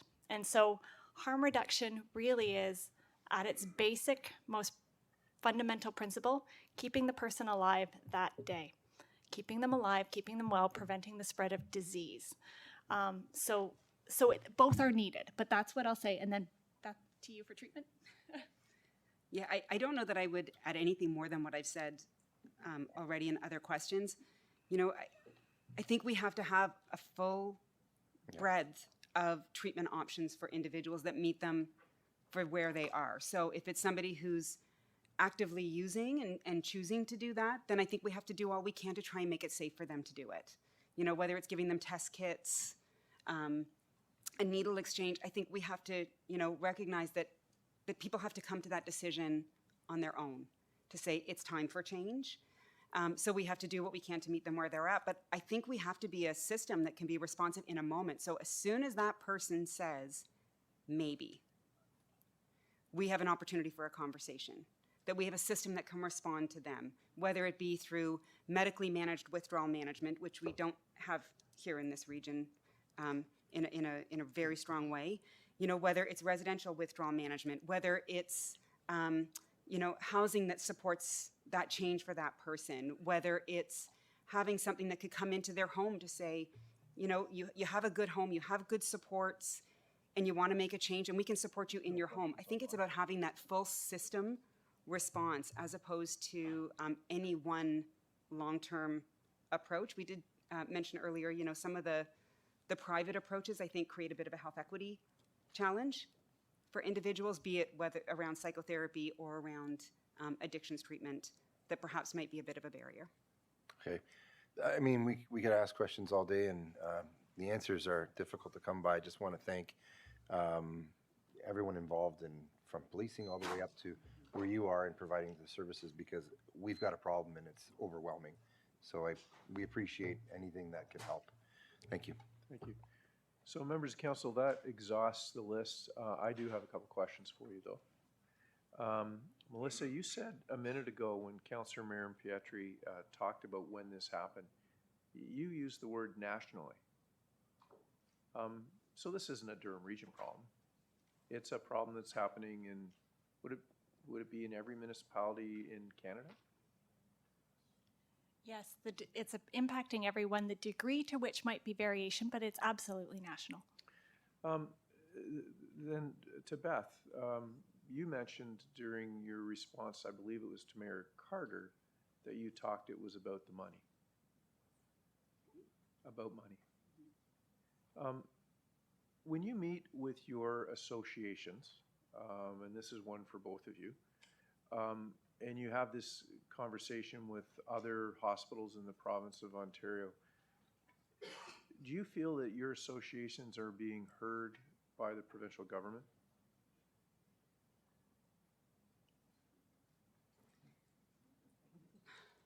That's a bit of a political question. You don't have to answer it. What I would want to say to that is I think we have good partners in the province. I think we have good partners in our funders. And I think we're a health system that's in crisis. So thank you. That's fair and gentle. So thank you. And I know through the regional government here that we have representation on every boards in the province of Ontario, including the CAO meets. So we have SCM, we have AMO, we have our rural mayors, we have the mayors and chairs, we have the big city mayors, and we're all discussing the same challenges we have. 10 years ago, I don't remember people living on the streets in Durham Region. So looking at the time frame of when all of this happened, during a current time where unemployment is at a record low and there's help wanted everywhere, through either of your associations, has there been an effort to sit down and talk about words that were used today? The who, what, when, why, and how we're going to fix this? I feel like that's every meeting that I go to, is really trying to find solutions and innovative solutions and thinking outside the box. I think everyone is leaning into the current challenge. I just don't know that there's an easy solution. So, and this is another political question, and you don't have to answer it, but wouldn't it be time to have a national conversation on the who, what, when, why, and how we're going to fix this?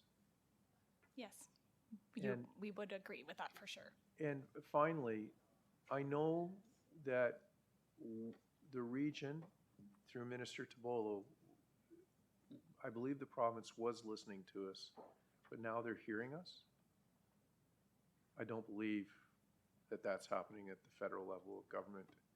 And we can no longer fix this off the municipal property tax rate or the money that goes to hospitals to deal with people outside of the realm of mental health and addictions. It has become a financial burden that was never expected. It's new. And I think it's fair to say that we all need help.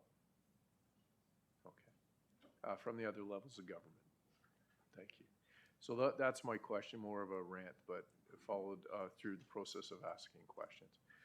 Members of council, I want to thank you for for being here today.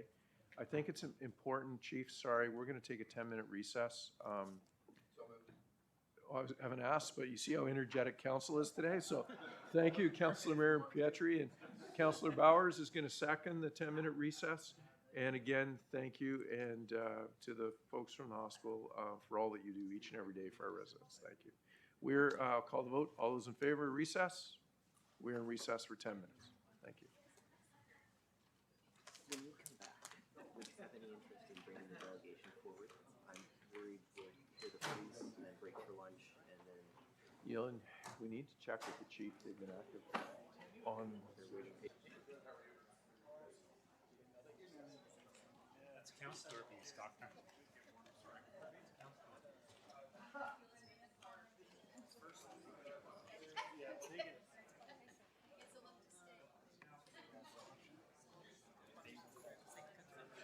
And take away from the need to work.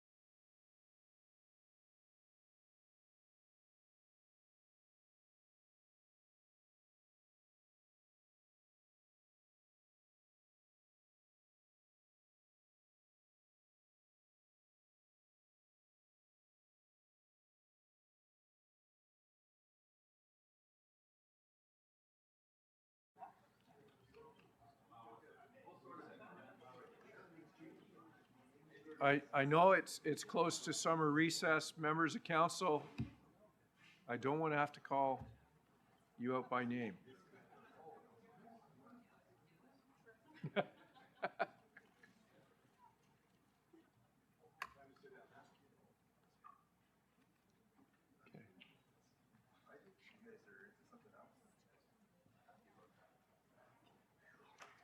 Mr. Clerk, we have a rowdy crowd today. I think they're getting close to their summer break. So if you would do a roll call, please. Thank you, Mr. Chair. Electronic roll call is starting now.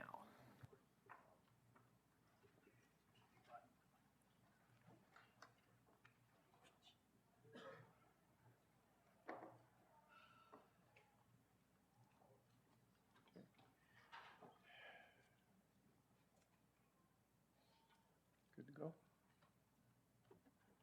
Okay, thank you, Mr. Clerk.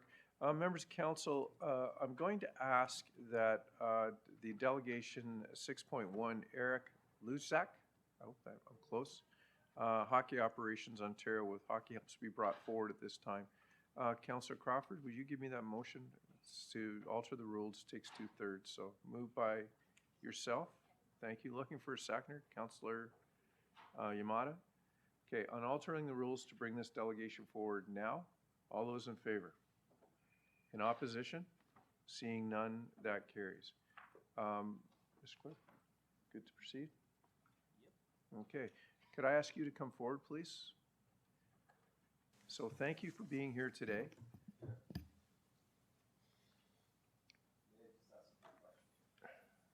Councilor Mayor Collier? It's been nearly 2 hours. We have a lot of senior staff sitting here waiting from DRPS. I've actually had Are a we able chat. to dismiss them and have them come back? No, we're going to do this very quickly. Okay. I will not bring the communications item forward till after the chief presents. Okay, thank you. Okay, thank you. You have 5 minutes, so please start when you're ready. Excellent. Thank you, Mr. Chairman. Thank you, councilors, for giving us this opportunity to be here today. My name is Eric Luzak. I am the manager of hockey operations for Ontario with Hockey Helps the Homeless. The reason we are here today is to invite all municipalities in Durham Region to participate in the 3rd annual Hockey Helps the Homeless Durham Region Charity Pro-Am Hockey Tournament. The tournament is in support of Durham Youth Services and will take place on December 1st, 2023 at Del Park Home Center in Oshawa.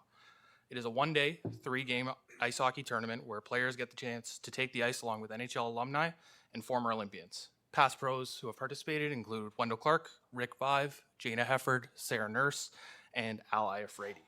Very high level who we are and what we do. Hockey Helps the Homeless is a charitable organization that provides support to homeless individuals across Canada by leveraging the passion of the game of hockey that we all know and love. As of the end of this week, our fiscal year 2023 comes to a close, and we will granted over $24 million nationally. And in Durham Region, through our first 2 years of the event, we have granted $85,000 in support of Durham Youth Services. As we go into our 3rd year, we are looking for support and participation across all 8 municipalities to help raise funds for DYS. And by supporting in the tournament, your municipalities will have the opportunity to take the ice with NHL alumni, support a great cause that we've heard about so far today as well, and get a chance to help contribute to eradicating a cause and shutting out homelessness right across Durham Region. I am now going to turn it over to Steve White, the chair of our Durham Region Organizing Committee. Thank you, Eric. Thank you, Council. In light of our time, I will be quick. So I am the chair of our Durham Region tournament. I'm also the proud chair of the Durham Youth Services Board of Directors. Basically, Durham Youth Services is what you used to know as Joanne's House. So most of you know it by that name. We run 2 transitional housings and an emergency shelter, which is known as Joanne's House. We are basically what I believe is the front lines of ending homelessness in the next number of decades. And I'm proud to support staff and members. So this tournament basically is made up of volunteers of our community. We've all come together bringing hockey on ice to find a way to bridge the funding gaps that we're all seeing. So in this past tournament earlier this year, we raised $55,000 for Durham Youth Services. That immediately has been put to use as part of a program in a video that we're going to be showing shortly. It'll be a quick video, of course. Basically, what we need to do is we're looking for support from the municipalities. Really, what we want to see is each municipality sort of step forward, help us bring teams together. So this is a peer-to-peer event. So what it means is people sign up for the opportunity to play with their NHL pros that they idolized growing up. So with the support of municipalities, we would love to see support from each town. We'd love to see support from the cities. We'd love to see support from our EMS services. From day one, I've said I'd love to see a team where the police are on ice with firefighters and EMS. Each team coming forward raises funds. Almost every participant raises between $500 and $700. It basically, in my mind, is a no-brainer. Everybody loves hockey. Everybody comes together. The tournaments have been running smoothly. We basically have brought together a fantastic team. This past year, we've brought on Glenn Healy, has joined as an honorary chair, and Don Terry has come on as a consultant for us. So we're at the point where we're growing, and we're looking for municipal support, region support to sort of take it to the next level, encourage members of their staff, and if possible, sponsor and bring on a team for each municipality. So at this time, if we can get the video to play, this is an example. This is a video that was put together by staff from Durham Youth Services that shows exactly really what one tournament has been able to do for youth in support of, with the support of the region, of course.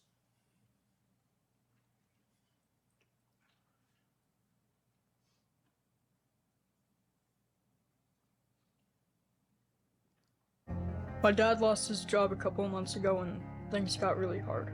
I know my parents can't always put food on the table for all of us, and every day was a fight. My dad was just angry. All the time, but especially after we got a 60-day notice from the landlord. It's just hard.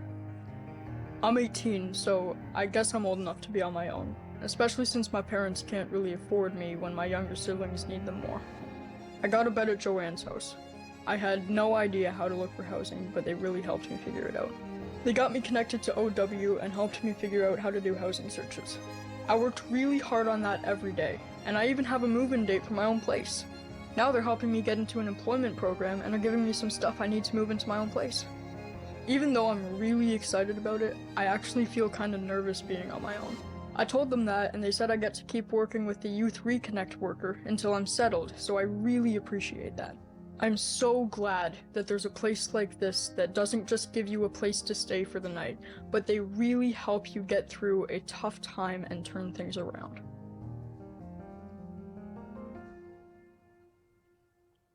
So thank you for playing that. So this first 2 years of our tournament did support Durham Youth Services. This past tournament raised $55,000. Listen, there's a good chance. As the tournament grows, we're one of over a dozen tournaments throughout Canada. So Hockey Helps Homeless has been around for 26 years. We've only been around in the Durham region for 2. Many tournaments across Canada raise over $500,000 every year. And it's a tournament that just runs every year and pours hundreds of thousands of dollars into the organizations that need it. I believe with municipal support, we can become one of the best fundraising teams. Our next tournament is December 1st. After that, we're going to start looking at other opportunities. We've started with Durham Youth Services. We will be looking to find other organizations that do need help in other areas of Durham region. So with that, if there's any questions from council, we'd be happy to answer. Okay, thank you. Councillor Crawford? Thank you, Chair. I can't play hockey, but how soon would you need to have municipalities contact you to get this up and running? We are up and running. What we would like to see is basically municipalities start reaching out and finding out how they can help. There are a number of different ways. Bringing on volunteers. Ideally, the best way to support is to put a team on there. So if we can get, for example, town of Ajax to put on a team, the city of Oshawa to put on a team, Uxbridge to put on a team, and then encourage all the municipal workers and all of the people who already play, who are part of their own weekend, beer league type events, to encourage them, to give them a team to sort of push towards, that really gets the ball moving. That's really going to be what sort of is going to be the wind to sort of pushes the sail. After that, there's a number of opportunities to find, and the staff at Hockey Helps, so they will find a way to find how each municipality can help. But really the biggest money driver is putting teams on ice. Thank you. Thank you for your passion. Thank you for everything you've done to help Joanne's house. Thank you. Councillor Kerr? Thank you, Chair. Just in interest of time, only one question and no preamble. Can you just clarify for me where the money goes. Do you have your own sort of housing program you're working on, or can you or do you use any funds raised to support current programs that are in place? I can bring us, actually with us tonight, today is the Executive Director of Joanne's House. So Joanne's, Dermy Services, formerly known as Joanne's House. They have been the sole beneficiary. So I'm on the board of directors, and that's where that connection came. So money raised, the proceeds, check straight over. Okay. We will be adding, but I'll let Shannon talk for a quick second on the funds. So I can speak to exactly what we did with the last time they ran a tournament on February 10th. February 10th, they told me that we were getting at least $50,000. February 11th, I posted for a Youth Reconnect worker who is helping with case management and has helped youth who are intaked into the shelter have somebody who works with them every single day on helping them get housed.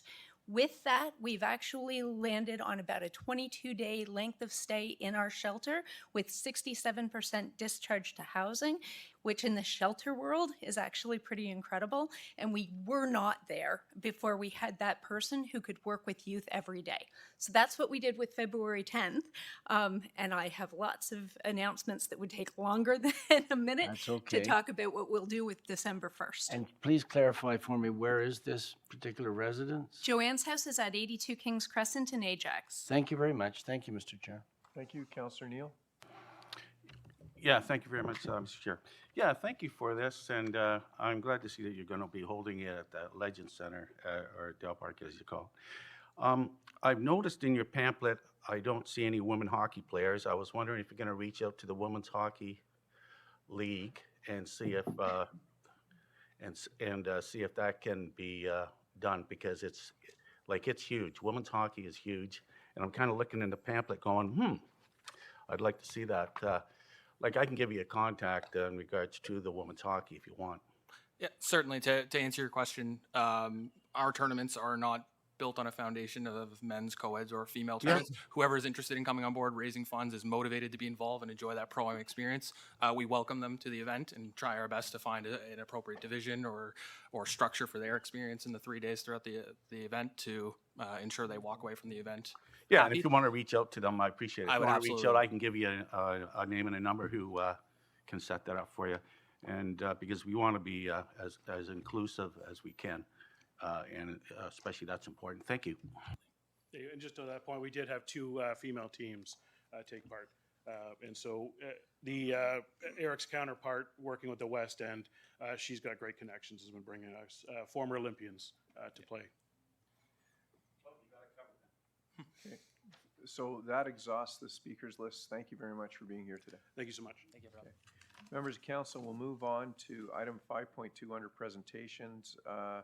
Mayor Collier, Chair of the Police Services Board, and Chief Morier to talk about the research, or the director, and Dr. Val Chavan is the Director of Strategy, Research, and Organizational Performance on the Senior Strategic Plan. Mayor Collier, Chair, would you like to give an introduction, please? I would. Thank you very much, Chair. Good morning, everybody. Our DRPS quarterly update today will feature an overview of the current status of our strategic plan for 2024. I'd also like to invite members of council to offer their perspectives on community safety priorities and challenges. It's important that the input of our elected officials is received as we establish the goals and objectives for policing in the region. Following analysis of the information gathered so far, 3 broad goals have emerged. First, innovative and modernization of policing. Second, strong strategic partnerships. And third, enhanced trust and confidence in the DRPS. As we've seen since this project began, we welcome the input of our regional councillors into this important priority setting exercise. And that's our reason for having this on today's agenda, to obtain your views. So I'm pleased to hand it over to Chief Moreira, Dr. Chavan, and Dr. Amanda Couture-Caron to provide additional information. Thank you. Good morning, members of Regional Council. Thank you, Chair Collier. Since late in 2022, the Police Services Board and the DRPS has been preparing for the next version of our strategic plan, which will take effect now in 2024. As we all know, Durham is facing change and growth at unprecedented rates, and our community safety challenges are shifting and becoming more complex. In order to ensure that policing priorities reflect this evolving landscape and views of our diverse communities across the region, we have met with a wide variety of partner agencies, stakeholders, hosted employee sessions, and held online citizen surveys. I'm very happy to report that our consultations to date have generated meaningful input that will help shape our organizational focus in the coming years. We want to ensure that the Regional Council also contributes to this important plan, and that is why we are before you today. Just before I turn it over to Director Chavan, I want to encourage members of Council at the end to use this opportunity to provide feedback, and as this is part of the consultation process, and it'll start a dialogue within your spheres of influence. Your voices are important as we develop our strategic plan. As you will see, we have conducted a number of community consultations, and as you will also see, we have ongoing contact with your constituents. And we want, as you meet with your constituents in your spheres of influence, you can validate the results that we've seen so far, or bring up new issues that haven't been represented within our presentation. I now turn it over to Director Chavan. Thank you, Chief. Thank you, Mr. Chair. I was hoping the Lake Ridge folks would stick around to answer the questions, actually, but we'll see how that goes. I appreciate very much the opportunity to address Council this morning to discuss the status of the 2024 strategic plan. We recognize the critical role that strategic plans can play in effectively addressing the complex challenges faced by our organization. That's why the Chief requested that we engage in significant and widespread stakeholder consultations, like this one, so that the plan we eventually develop is representative of the communities we serve and the individuals who work at DRPS.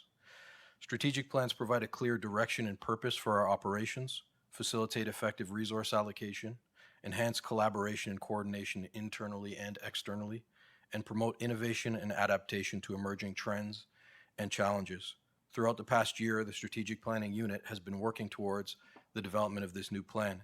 Today, we'll walk you through the process we took to develop the draft strategic goals and objectives and introduce you to those goals and objectives. And I do want to underscore the word draft. We are looking for your feedback today. It is still a work in progress. In a moment, I'm going to hand it over to Amanda, but I do want to recognize the work of Dr. Amanda Kuchakaran, who you're about to hear from. Her efforts towards keeping this program on track have been truly commendable. So, Amanda, you're up. Thank you, Director Chavan, and thank you. Good morning, everyone. So as part of our community consultations, we surveyed 3,712 community members, hosted group meetings with representatives from over 50 service-providing agencies, and held a town hall in partnership with DRPS's Diversity Advisory Committee and surveyed business owners. Our community survey determined that the top 3 priority roadway safety issues are aggressive driving, impaired driving, and distracted driving. For other community safety and neighborhood crime issues, the community's top 3 priorities are hidden crime, which includes things such as child exploitation, cybercrime, elder abuse, and so forth. Serious and organized crime, which includes things such as assault, auto theft, drug trafficking, guns and gangs, as well as robberies.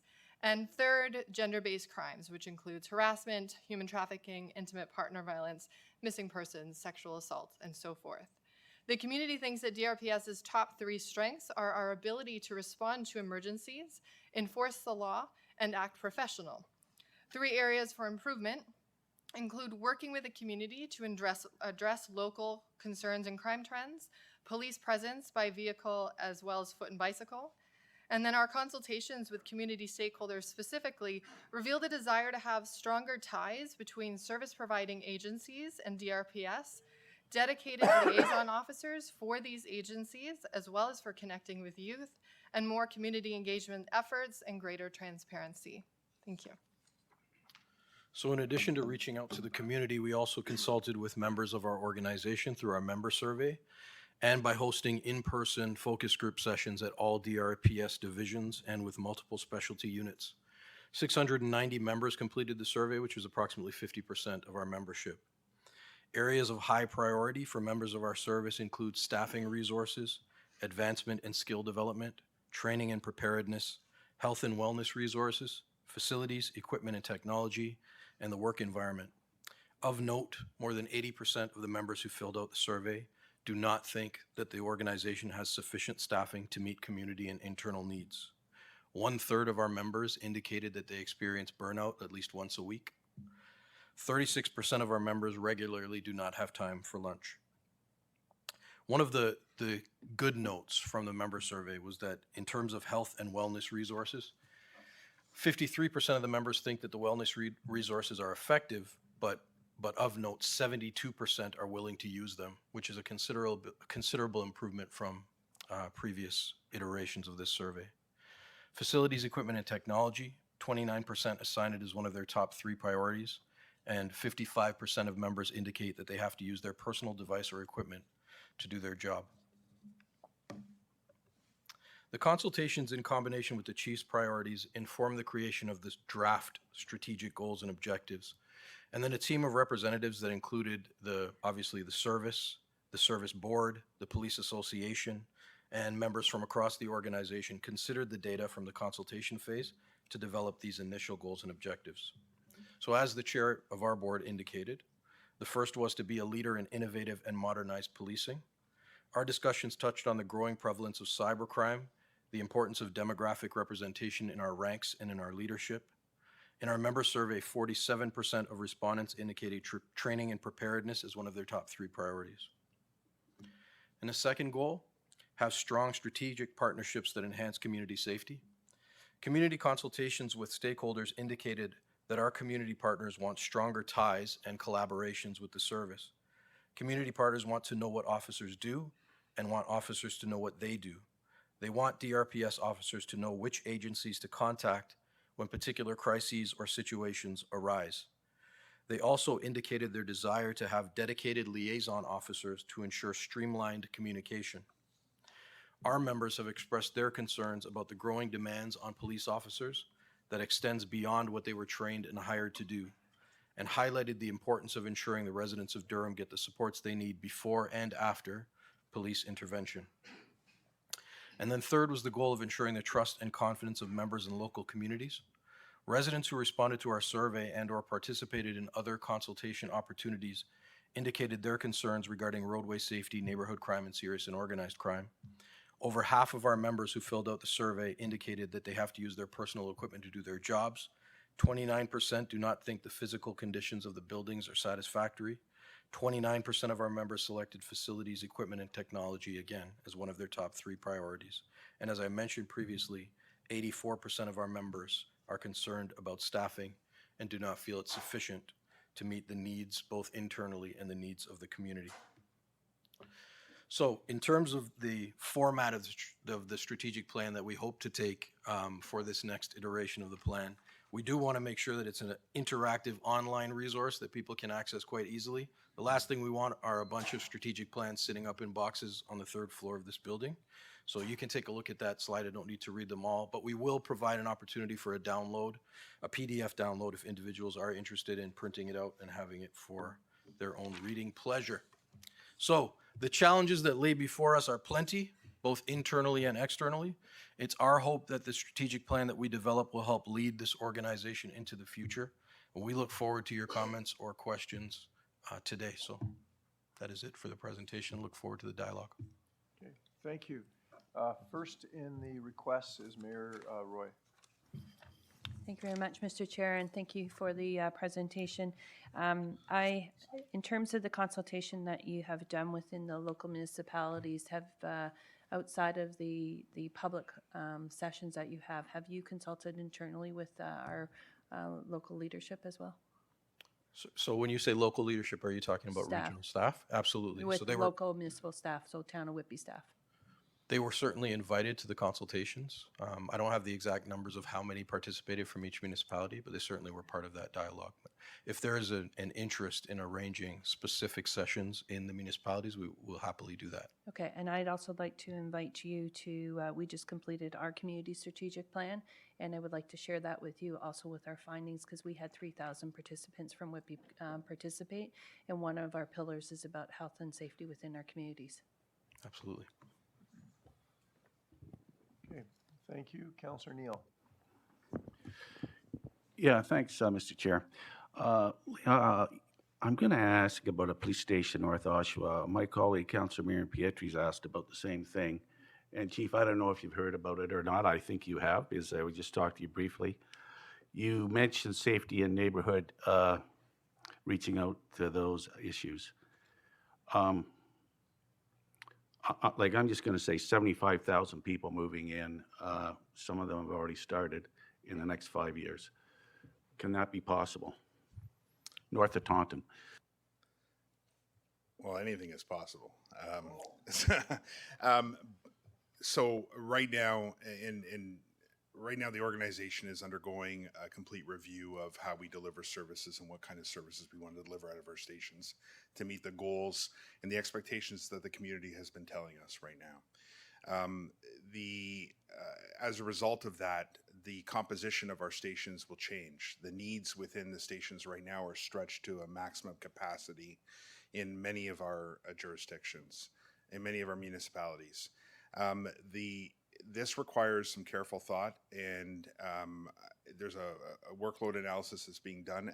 And along with people moving in is also the issue around density and the complex needs that that density brings in terms not just for policing, but all public sector service delivery. As we move through this, we are also undergoing a complete facilities assessment right now to understand not only what our stations will, what services we'll deliver out of our stations and what will be centralized, but what is the need that helps us meet the goals and expectations of the community. And I can tell you that Oshawa is one of those communities in which we're looking very, very closely at what are the needs today, what are the needs in the future. And you're quite right, this density is growing across the region, and it's already happening right now. Our response times, that's reflected in our response times that continue to increase across both, right across urgent, emergency, and routine calls. They're increasing. It's contributing to a number of different outcomes for our communities that I'm not sure serves the communities well. And so that's a long way to say that it's a complex issue that has a lot of other moving parts. But when I come to regional council with a plan, I want it to be based with some evidence and supported by the expectations of the community and the actual growth that's happening.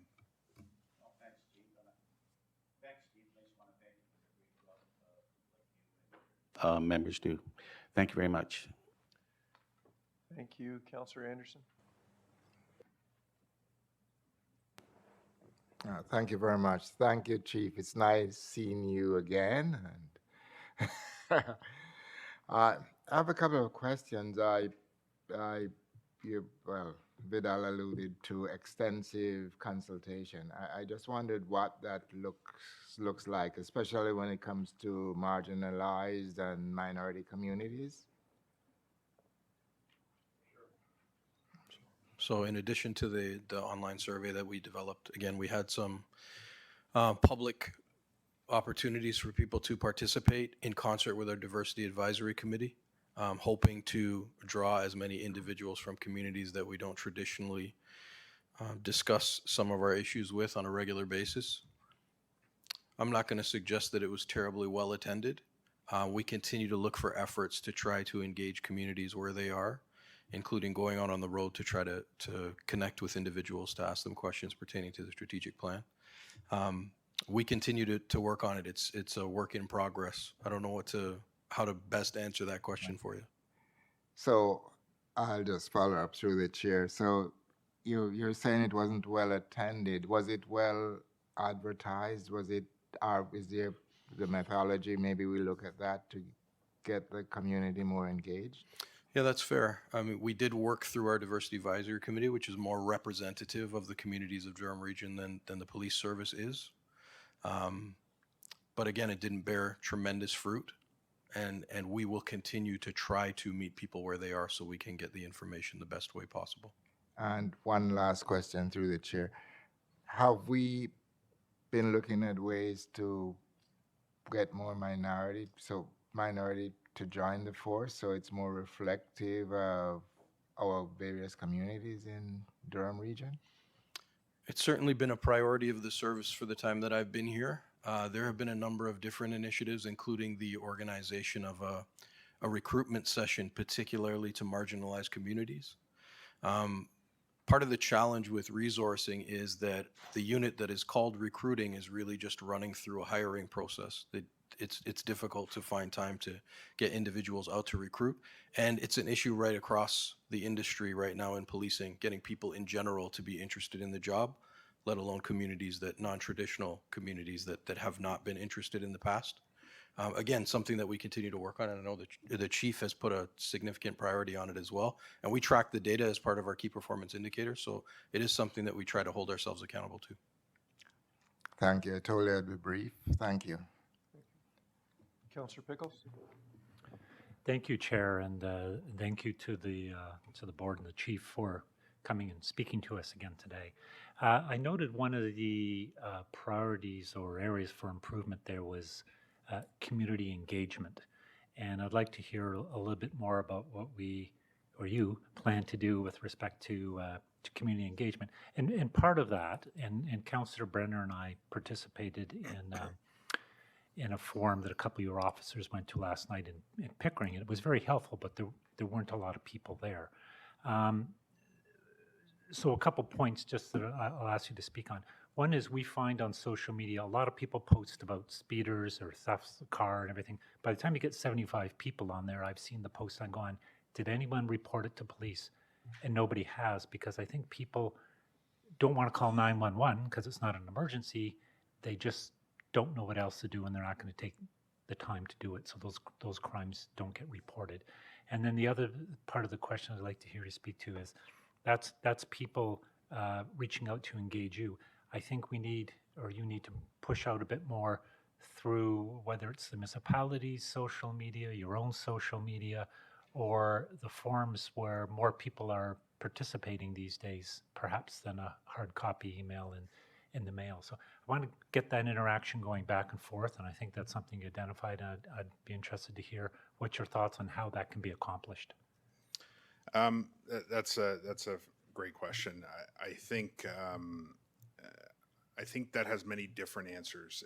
There's different components to that to properly answer that question. So how we think we should interact with the community, how the community thinks that they want to be, how they want to receive information, and how they want to communicate. And then there is this group here, and leveraging the relationships that exist in this room with your constituency. Yesterday I had the opportunity to speak to Mayor Roy, and we talked about this very issue about how I can leverage some of her communication strategies to better engage with the constituents within Whitby. There's many different aspects to that. Right now we're undertaking an organizational review. We will make a presentation here to Regional Council soon. This work right now, the program is called DRPS Forward Together, where we're reviewing how we deliver the services and how we connect with the community. This is one of those areas. This is not just about community engagement in terms of communicating information, receiving information, communicating on that level, but the mandates of our subunits within police stations. What does that look like? What does long-term problem solving? How do we strengthen those strategic partnerships that we spoke about? That there's a whole gamut of under that banner of community engagement, and these pieces of work are underway right now. But it doesn't stop us from connecting right now and leveraging everyone in this room and your mailouts and however you think that we could add value to the messages that are going out and to help us get the message, even posting our website and Twitter accounts and so forth, helps and helps connect. So I think it's a whole of region approach that I would really like to take. And most importantly, during this process, we're going to listen. We're going to listen to you. We're going to listen to the citizens of this region as to how they want to be communicated to, and how they consume information is evolving and changing. And so this is an ongoing process and not just for the strategic plan. Well, I thank you for the answer, and I think you hit the nail on the head. Part of the answer is leveraging, and the mayor has town hall meetings. We have Community Safety Committee. I have an e-newsletter and things like that. And if we have a captive audience, I'd invite you to participate with that captive audience. Sometimes when you're doing a standalone meeting, it's hard to get the message out. But I like the leveraging, so we'll follow up on that. Thank you. Thank you, Mr. Chair. Thank you, Mayor Schumer. Thank you, Mr. Chair. Through you, and thank you for coming out and providing us this. The survey, and I guess I'm going to speak actually to the member survey. Do you know if it was kind of a nice even response across the different divisions in the region, or was there more response in one area than another? You talking about the member survey or the public survey? Yes, the member survey. Right. So one of the things that we have done with our member survey in order to make sure that we could not identify the individuals who were filling it out was we pulled out a lot of some of those identifiers, like the division that they currently work for. The ways that we do slice and dice the data, we're able to identify by gender individuals who filled it out, and really that's the only sort of data-driven tool that we use to be able to identify people. We don't ask the division that they're responding from.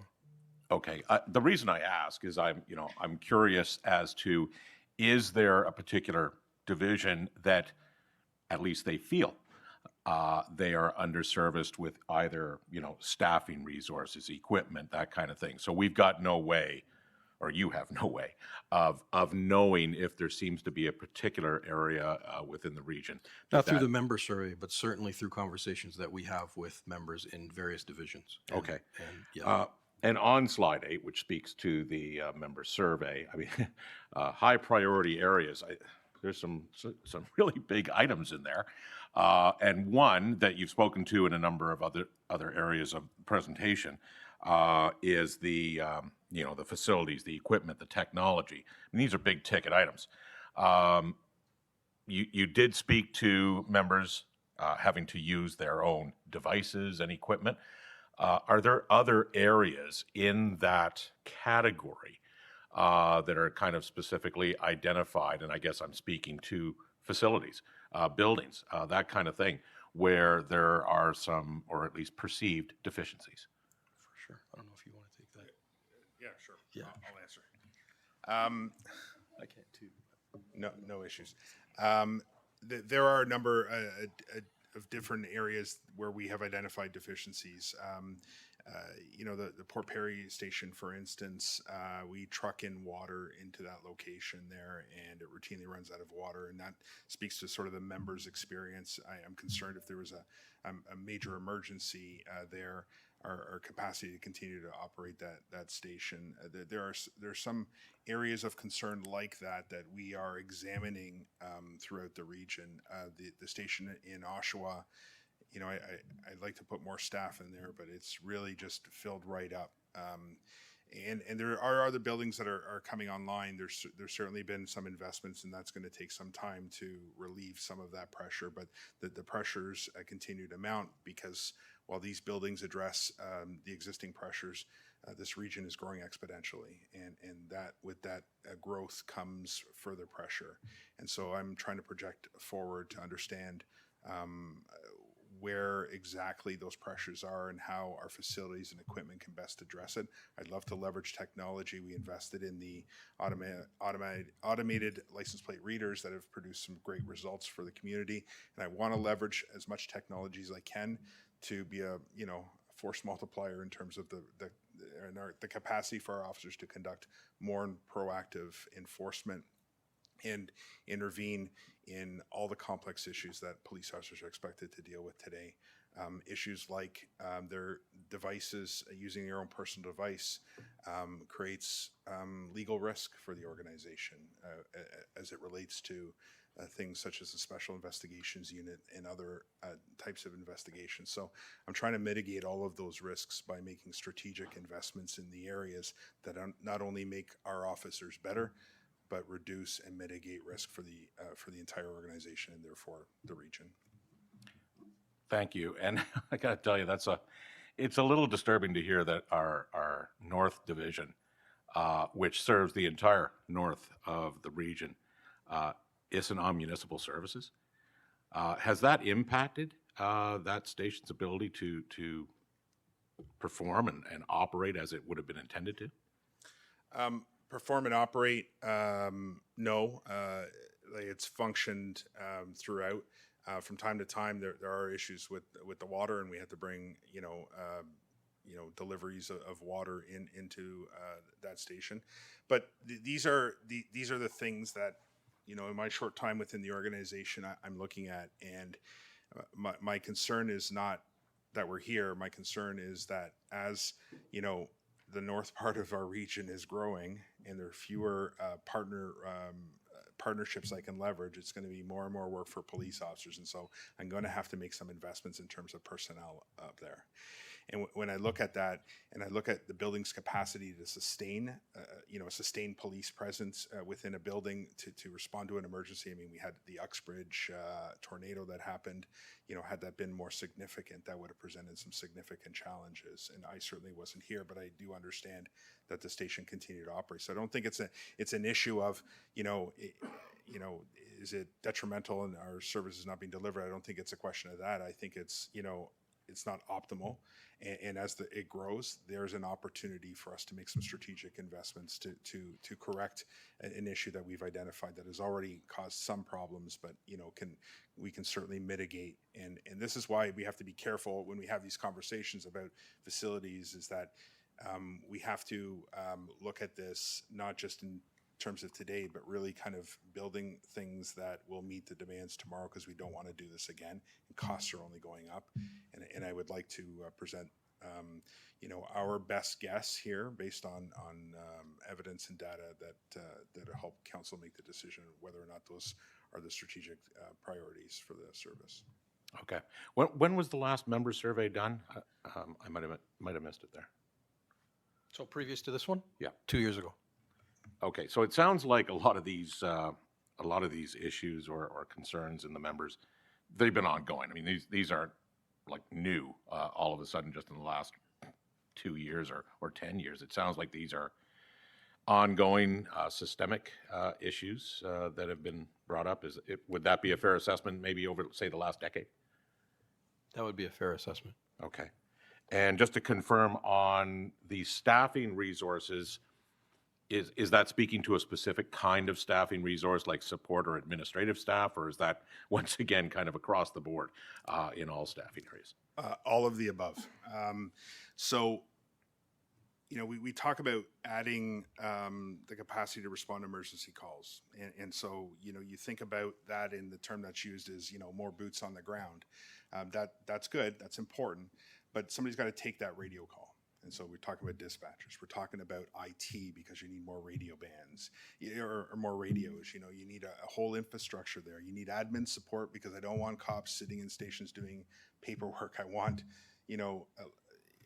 other employees engaging that so that I can increase the capacity for that police officer to do one of the very first things we promise to do when we take our oath, and that is prevent crime from happening. So the concept of a suitable guardian deters crime, and is something I firmly believe in, and I'd like our officers pushed back out.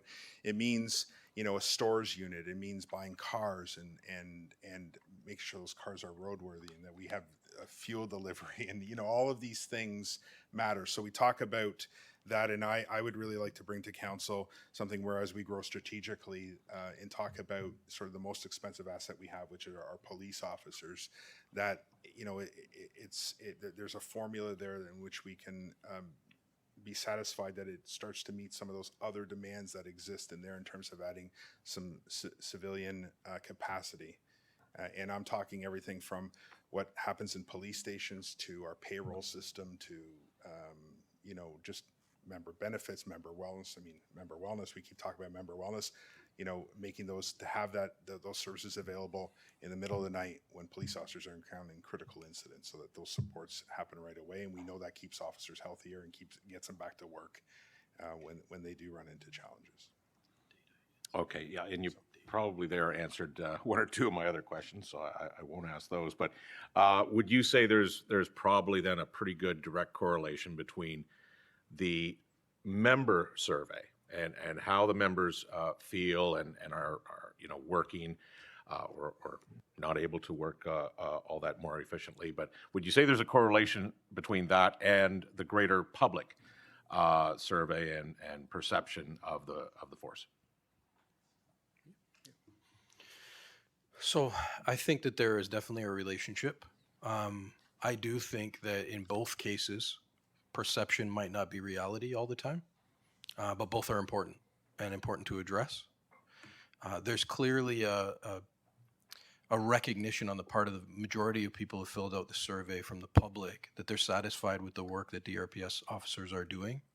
And certainly none of the members who filled out the survey, or certainly there's not an impression that they are unable to maintain public safety. But as the chief indicated, it's about optimizing the resources that we have to ensure that we're able to do the best job possible. But sorry, to answer your question, yes, there's certainly a relationship between the two, and part of the process of taking in all that information and then working through it to identify the objectives, we're trying to find those places where they met so that we could identify the objectives that made the most sense. Okay. Thank you very much. Thanks for everything you do. Councillor Crawford? Thank you, Mr. Chair. I was wondering, thank you for continuing to come here and updating council. We really appreciate it. Could you comment on the first delegation we had this morning on mental health and drug addiction?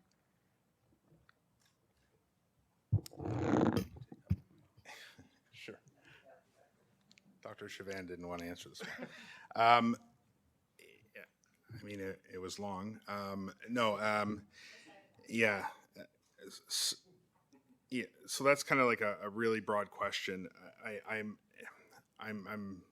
Is there something specific you want me to comment? That, were you consulted?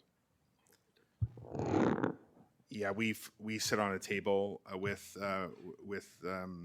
Lake Ridge, and Steph Hoover is here. She's our expert in the service in this area here, and yeah, we are part of those tables.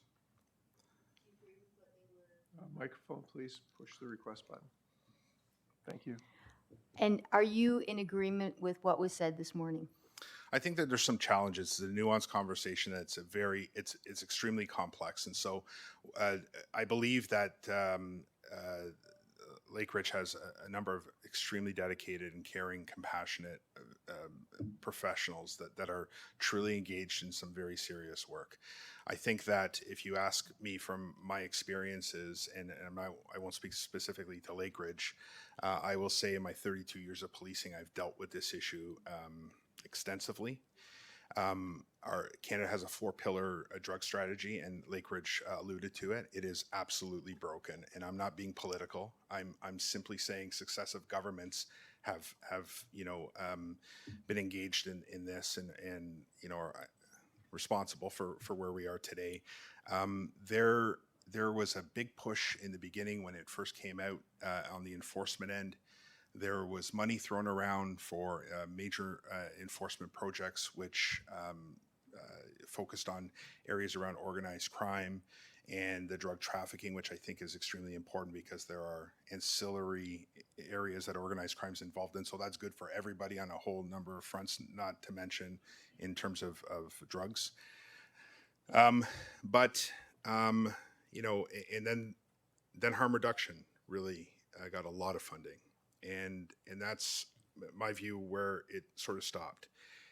And there's very little in terms of treatment. So we talk about access and information. So being able to get the information versus being able to access the information. So, you could know a program exists, but if you're waiting a year, you may not live that year because your addiction is so high. So you may put your hand up. So it's about treatment being available immediately, as soon as is possible when the person asks for it. Because what I see is that we spend a disproportionate amount of time on a very small segment of our community. And they take up a ton of resources. And often what the Durham Regional Police finds is that, I'll give you a very brief example. So our top 5 familiar faces that we interact with in areas around mental health, homelessness, addiction, take up about 50% of the time in that world in the first 6 months of this year. So that's significant. And those people are already engaged with service providers. So whatever is happening is just not working, and those aren't really police issues to go down the path of what constitutes treatment or making people better.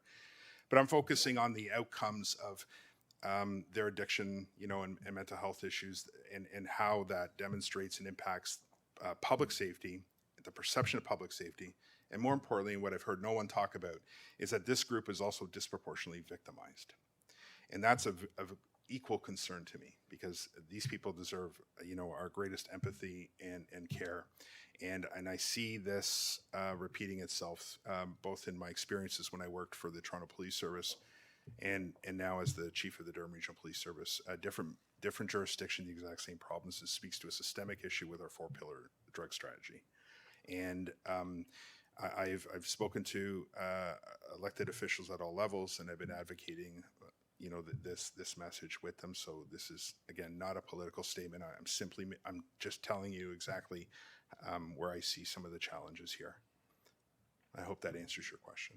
Yes, and so the first presenter were very much in favor of consumption and treatment sites. And my understanding is that our Durham police don't agree with that. Not as a standalone service. Unless you're going to have wraparound services that include treatment, like real treatment, not handing out a pamphlet, but where people can immediately access. Not to mention, there's no regulation on what these sites look like. So I worked in Toronto. I was responsible for the downtown core, and there's 7 supervised injection sites in the smallest geographical division in the city of Toronto. 6 of them were within 800 meters of one intersection. None of them coordinated services. None of them looked the same. Some we got radio calls, 6, 8, 10, 12 times a day, and others we never did. And when you look at it, and I think our presenter spoke about, a space where after somebody uses, they go and they kind of get their wits about them and then go. Many sites don't have that. And so this is where we need to carefully think out, these sites, and think about what services are being delivered, what the structure and composition of all the different rooms within those sites look like, because all of this has an outcome, and this is well-intentioned. I mean, absolutely well-intentioned. I don't want to see anybody else die from overdose in our region. I truly don't.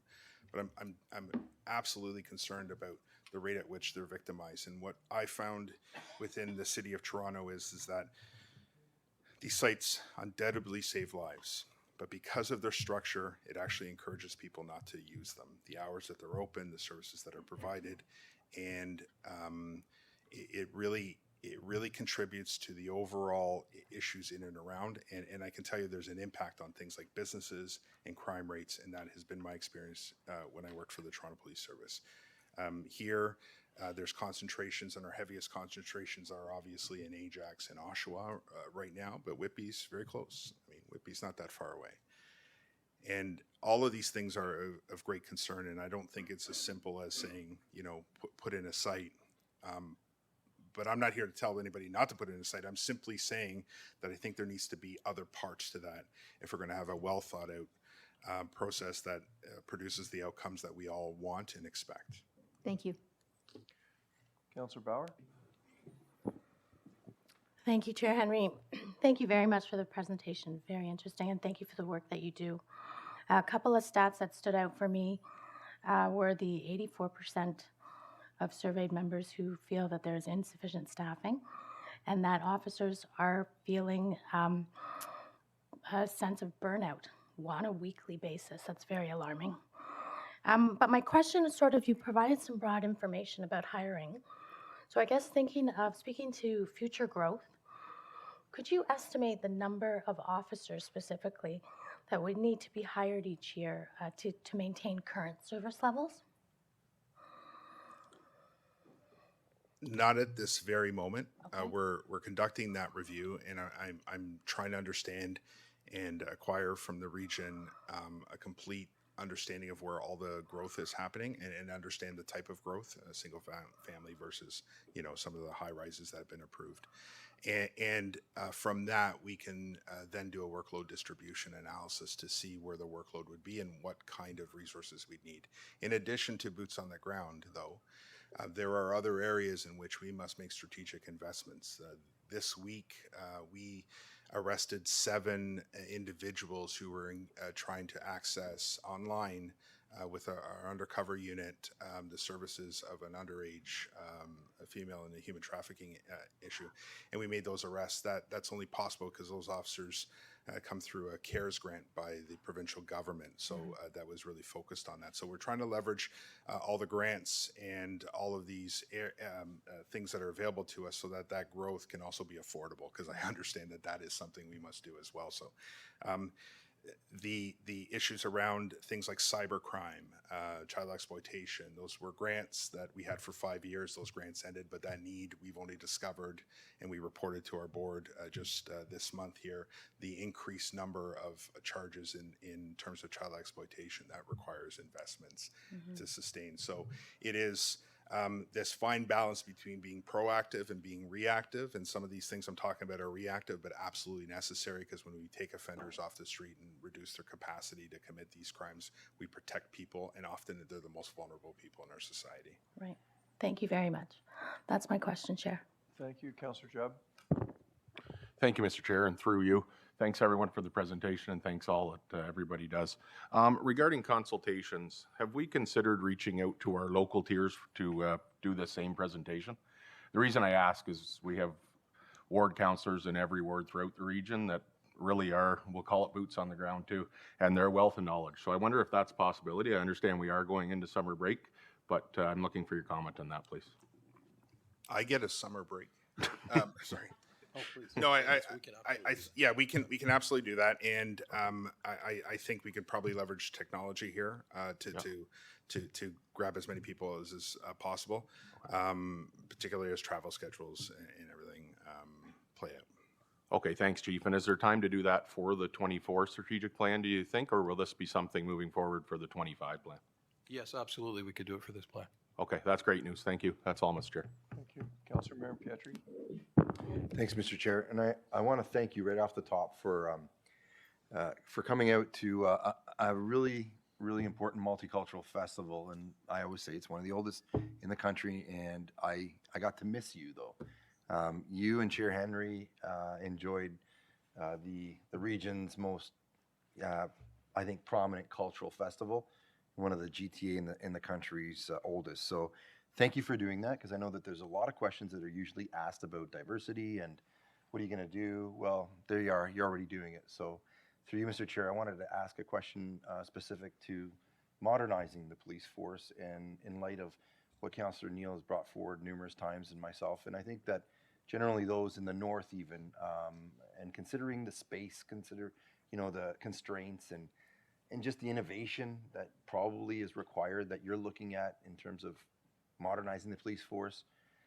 What do we need to do in order to help you? Because I know the board makes those decisions, but when it comes to the budget, as the chair knows and council knows, we're the ones that then have to answer to the budget. So are we going to get something that's preliminary, or something that we're able to wrap our heads around in terms of design or concept or need in terms of land? How can we help you modernize the force? Well, things like this are one of those ways you can help, is by staying informed of the challenges that we're facing, and by staying informed of the work that's going on internally to maximize what we already have. We work with our police services board, and they're the ones that will make the ask of regional council. I feel that my job is to demonstrate value for the investment that I ask my board to make in the Durham Regional Police Service, and ultimately it helps them demonstrate that value to regional council. So I think that's probably the best way I can answer it. So just through you, Mr. Chair, and I appreciate that, because I think in reading what you're both bringing forward, and it's a modernization of the police services, which is, it's important at all levels, because I mean, we can set the tone for services across the country with some of the things that you're looking to do and be more innovative in providing the service. But if you're looking at a police station, for example, in North Oshawa, not only based on the need, but also potentially on the services that are going to be deployed, that would be a great, I would say springboard for the modernization of the service. Would you not consider that as a potential? Oh, absolutely. And this, what we're undertaking here with setting our strategic plan is exactly that, is so that what we undertake our work is that, we leverage your sphere of influence to inform our plan. We have a draft, that's all it is. And, we're going to listen to our community and we're going to meet their expectations. We're going to co-develop the outcomes that we want, and we're going to work towards those. That's excellent. I want to thank you both and the entire police services, and let you know, Mr. Chair, that next year, when you do show up to that pavilion, you'll be dancing, both of you. All right? Because I'll make sure I'm there. Thank you. Mayor Foster. Well, thank you, Mr. Chair. Gentlemen, Chief, thank you for the presentation. We're a body that can try to influence decisions, but we can also make decisions. I wonder if you could put your mind to, as you do the presentations in the future, specific requests of this body,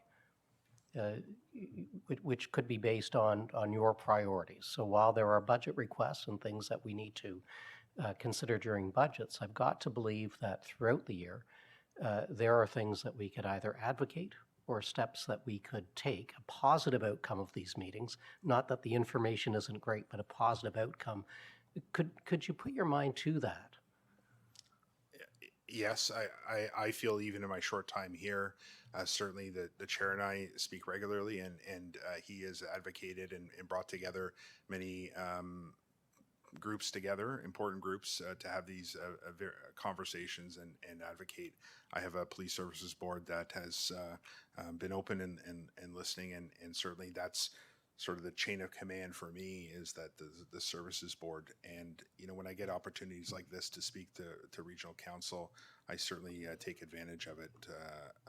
So we will look for those opportunities to better inform and see where regional council might be able to interdict and help us move things along much quicker. I'm going to try again, and I think what I'm suggesting is perhaps with board engagement, you could be bold enough to come with a presentation and a request of motions that could come out of this body. So instead of us being passive and simply, I'm sorry, my voice is disappearing here, instead of us simply being passive and taking the information, that coming from these, we might actually take some tangible steps or not, depending. So I'll leave that with you. Thank you. Thank you, Mr. Chair. So any requests would have to go through a budget process, so.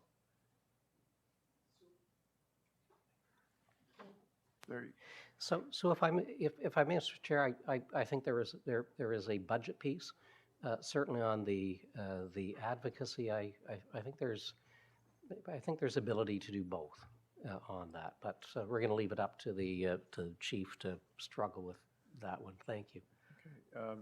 Thank you, and that's, except for me, Chief, that's everyone. So just a quick question with financial crimes and the challenges, especially around seniors and senior care, senior abuse, where are we with that? I know that we had put some money in this year's budget. Was it part of the plan to deal with that? Can you just give us an idea of where that is? Yeah, so it's twofold. So the older adults crimes unit there, yeah, that work is underway. It's both the investigating these crimes, but really the prevention. And so we've been doing a tremendous amount of outreach to better inform our seniors, it's our older adults.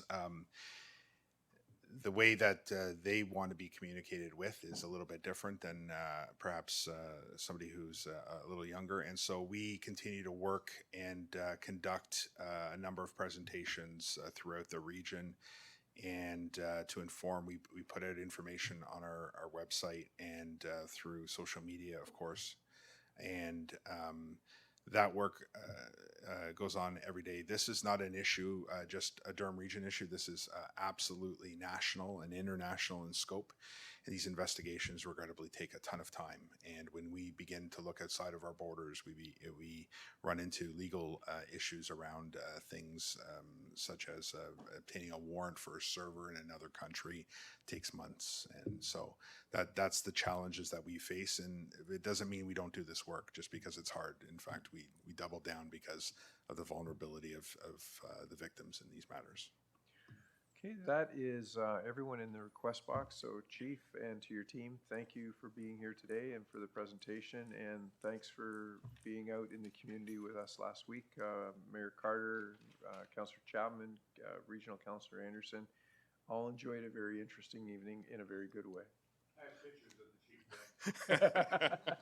So thank you. Members of council, we have a busy afternoon. I know that some of the mayors, especially there's a retirement in Oshawa later today. What I'm going to suggest, and I'll just look for a nod, is I know that lunch is in the back room. I would like to continue this meeting as a working meeting. We cannot have any more than 5 members of council out of this room at a time. I'm going to ask you that you don't eat in the back room, you don't dally, and that if I get a show of hands and that's acceptable, we can try to do that. So hands, not calling for a vote. Okay, it seems like we have a majority, Mr. Clerk. So I'm going to ask, so we're going to deal with, we're to the point of communications now. So if you have no part of 7.1 or 7.2, I'll ask that 5 members of council take the opportunity to go grab lunch. And Mr. Clerk, the next item on the agenda would be item number 7, which would be CC 50, a memorandum dated June 28th, 2023, from Bar Goodwin, Commissioner of Corporate Services, and it's the repeal of a bylaw. Mayor Foster? Mr. Chair, they're both received for information, so I'll give you both 7.1 and 7.2. On 7.2, it's actually been pulled by Councillor Crawford, so if you're okay, I will take, I'll take that, noting that 7.2 has been pulled. Okay, 1, 2, 3, 4, 5, 6, 7, 8, 9, 10, 11, 13, 14, 15. Okay, there's 17 in the room, Mr. Clerk. I'm going to call the vote on 7.1. The seconder on that was Councillor Wu. I'll call the vote on 7.1. All those in favor? In opposition? That carries. On 7.2, it's on the floor. Councillor Crawford, you pulled it? Yeah, I'm okay to pass it because our presentation happened today. It was really to pull it so that they were able to do their presentation this morning. So that was the only reason. That was my direction, to have them be able to present today. Otherwise, it would have had to go through a different process. So I'm okay to just have it moved. And I know that you don't play hockey, but you'd be happy to be the captain of that team. Of course. Ajax. Or the cheerleader. I'm very good at cheering. Very good. I have a very big voice. Okay. So on 7.2, I'll call the vote then. All those, no, it was moved and both were moved by the first. 7.2 was pulled. We'll call the vote. Okay, all those in favor? In opposition? That carries. Members of committee, there are no reports related to delegations. We're going to move on to the Finance Committee, but Mayor Ash has stepped out of the room. So what we'll do is we know that we're going to alter the, just, you know what, we'll find another mover and seconder, sorry, for Finance. Or if somebody wants to just quickly go grab the chair of Finance. Got it.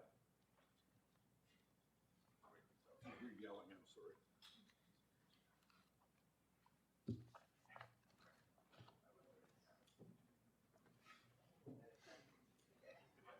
Because the seconder's not here either.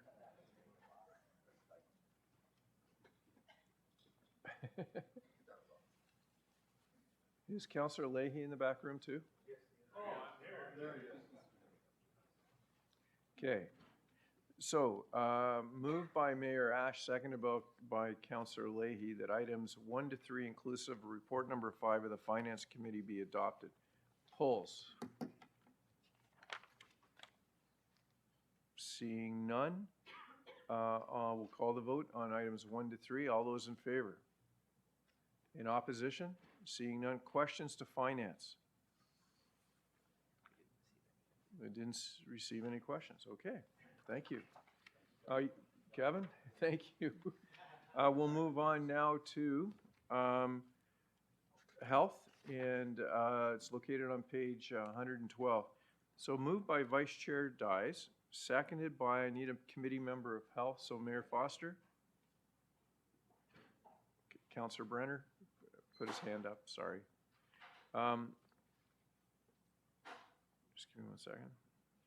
The recommendations contained in items 1 and 2, inclusive of report number 5, Health and Social Services, be adopted. Polls. Seeing none, we'll call the vote. All those in favor? In opposition? Seeing none, that carries. We'll move to Planning and Economic Development. Oh, comments on Health, please.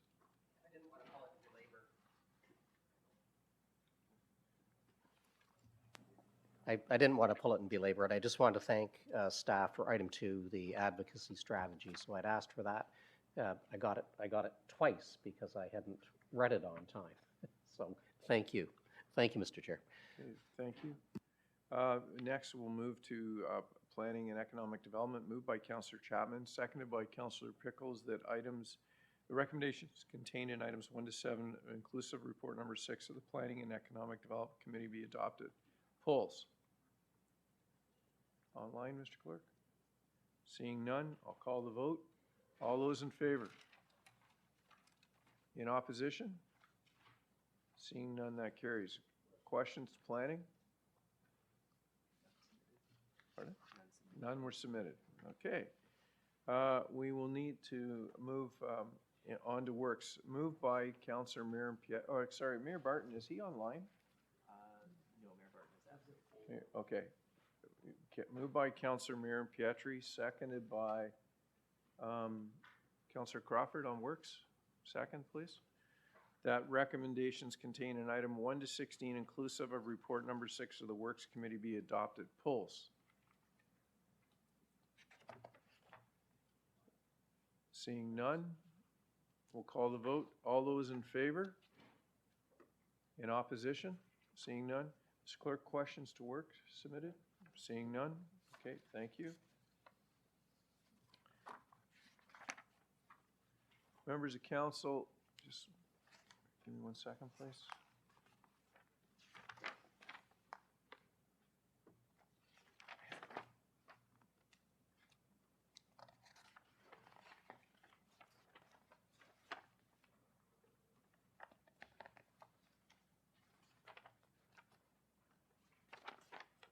Okay, we'll move to report for committee of whole. I need a Councillor. Okay, thank you. So I need a mover and seconder for the report. Moved by Mayor Carter, seconded by Councillor Pickles.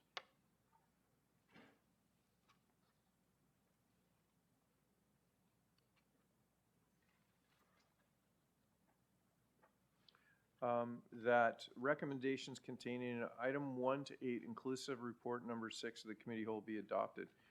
Polls. Councillor Imada. Number 7 and 8, both confidential, regarding the town of Whitby.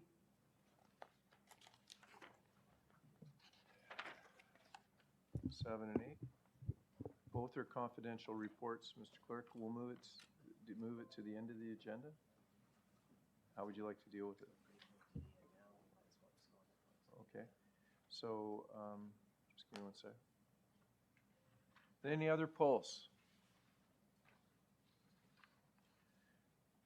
So what we'll do is we'll call the vote on the remainder. So that's 1 to 6. All those in favor? In opposition? Seeing none, that carries.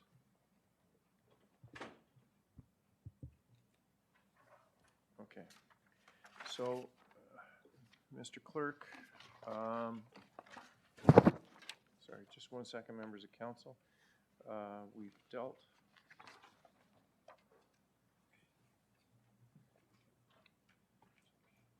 Do you want to, just, do you want to deal with 10.1 or do we want to? Okay. Okay, so, members of clerk, or members, sorry, I'm hungry. I apologize. It was Fiesta Week. Members of council, so we have 2 items to go into closed session. Councillor Yamada, can you give your reason for going in closed session? I do have a couple questions pertaining to this, the expropriation of the property, Questions to legal staff? just to staff overall. Yeah, can I have the list of rules, please, for a closed session?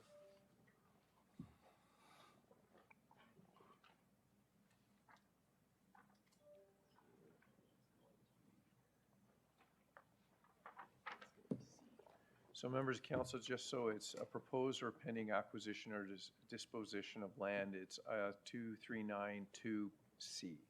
So. She said E. Okay, so on that, I need a motion to go into closed session, moved by Mayor Carter, seconded by Councillor Chapman. All those in favor of going into closed session? In opposition? Hearing none. Mr. Clerk, how long do we need? 5 minutes. Okay, so what we'll do is, let's say, we'll reconvene in 15 minutes, and that will give everyone a chance to have lunch. Okay, so when we come back, we will be in closed session. Okay. When they, Mark, when they come back in, can you make sure the door is closed? Okay. Thank you.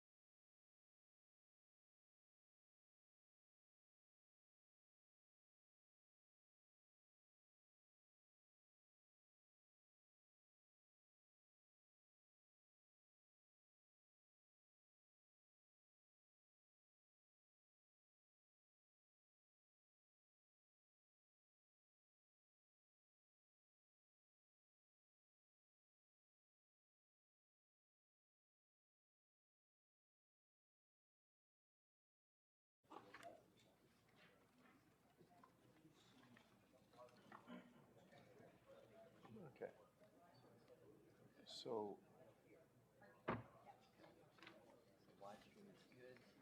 just want to make sure we got, there's the 4 committees. And committee of the whole, you have the mover and the seconder? Yes, we got the balance. So we're on item, So we're on. we're on We're gonna do the vote on, recorded vote on item 7 and item 8 of the calendar. committee of the whole, yeah. And there won't be page numbers for those reports because they're confidential, so they will be reviewed.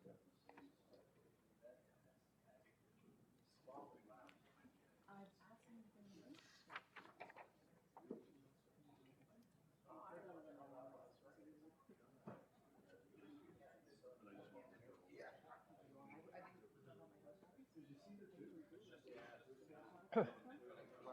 So who, I'm sorry, I'm having a, who's the chair of the Durham Local Regional Local Housing Corporation? Is that Liz? I'll need to know who the vice chair is.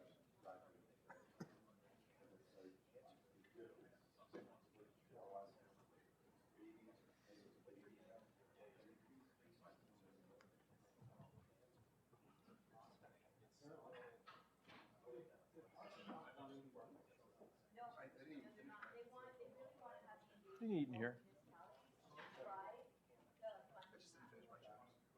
Still eat them in here.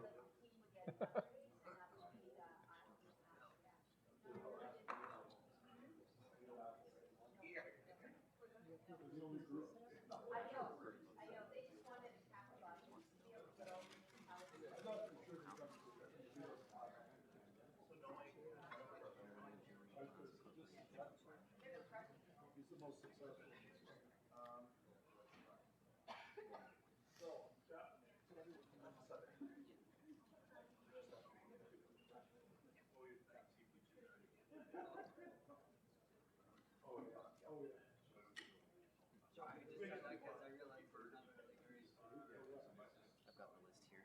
So let me see. It's kind of a 3 from Health and Social Services and then the committee chair. Okay, so let me see, there's a name, Anderson. Okay. I'll go to Nick or, how about we use Jobs? Jobs remote. Okay, so we'll use,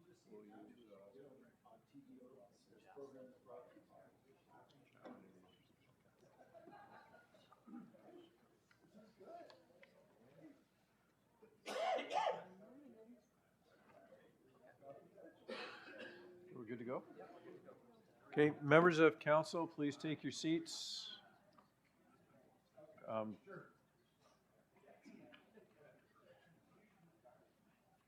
Okay, in the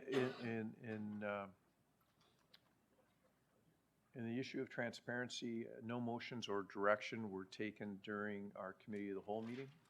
Mr. Clerk, please note that, or sorry, in the closed session, please note that.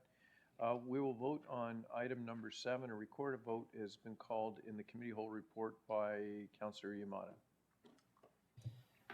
Thank you, Mr. Chair. Recorded vote on item 7 of the Committee of the Whole report is starting now.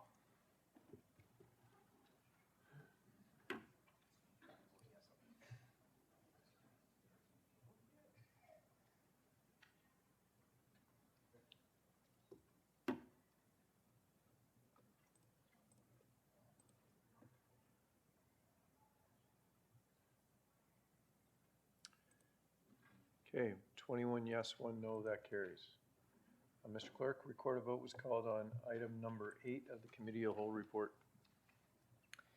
Thank you, Mr. Chair. Recorded vote on item 8 of the Committee of the Whole report is starting now.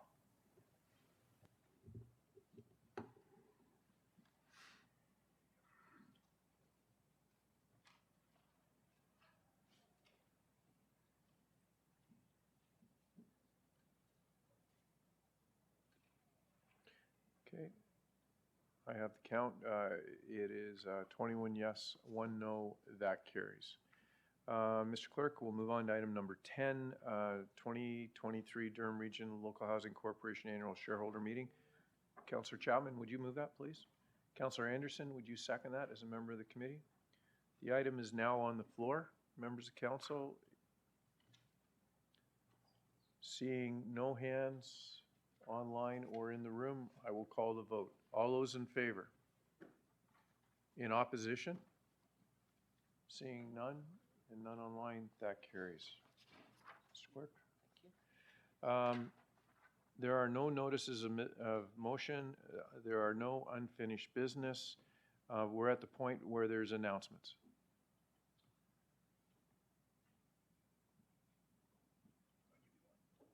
Councillor Mayor Pietri? Like everyone else is being shy, so I'll give you an announcement.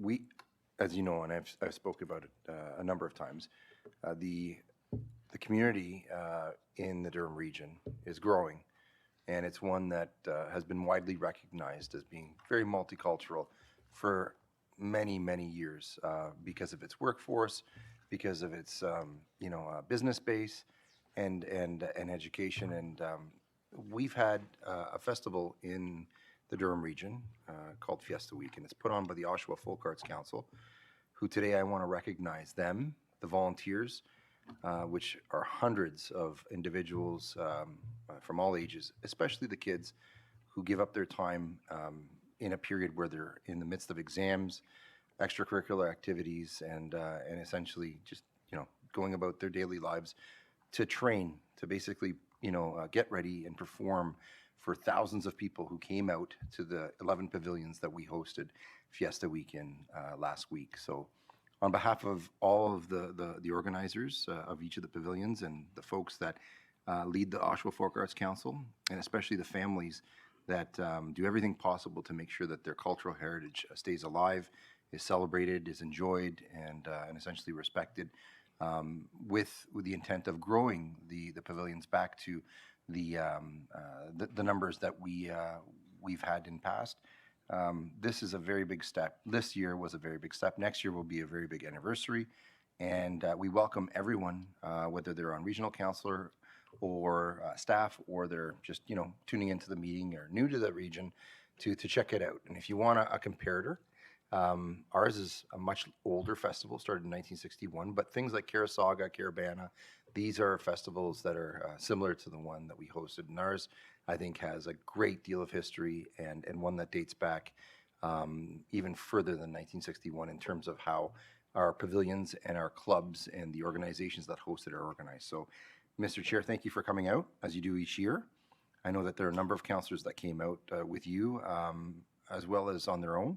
And also to our police chief, who joined you, as well as other staff members who I know. I ran into a few staff members, actually. I tried to get Jason out to the Italian club again this year, but we met at the Lviv Pavilion, which is the Ukrainian club. And I think that it's really nice to see the kind of infrastructure we have in terms of multiculturalism in the region. So thank you again for allowing me to showcase that, and to everyone who participated. Thank you.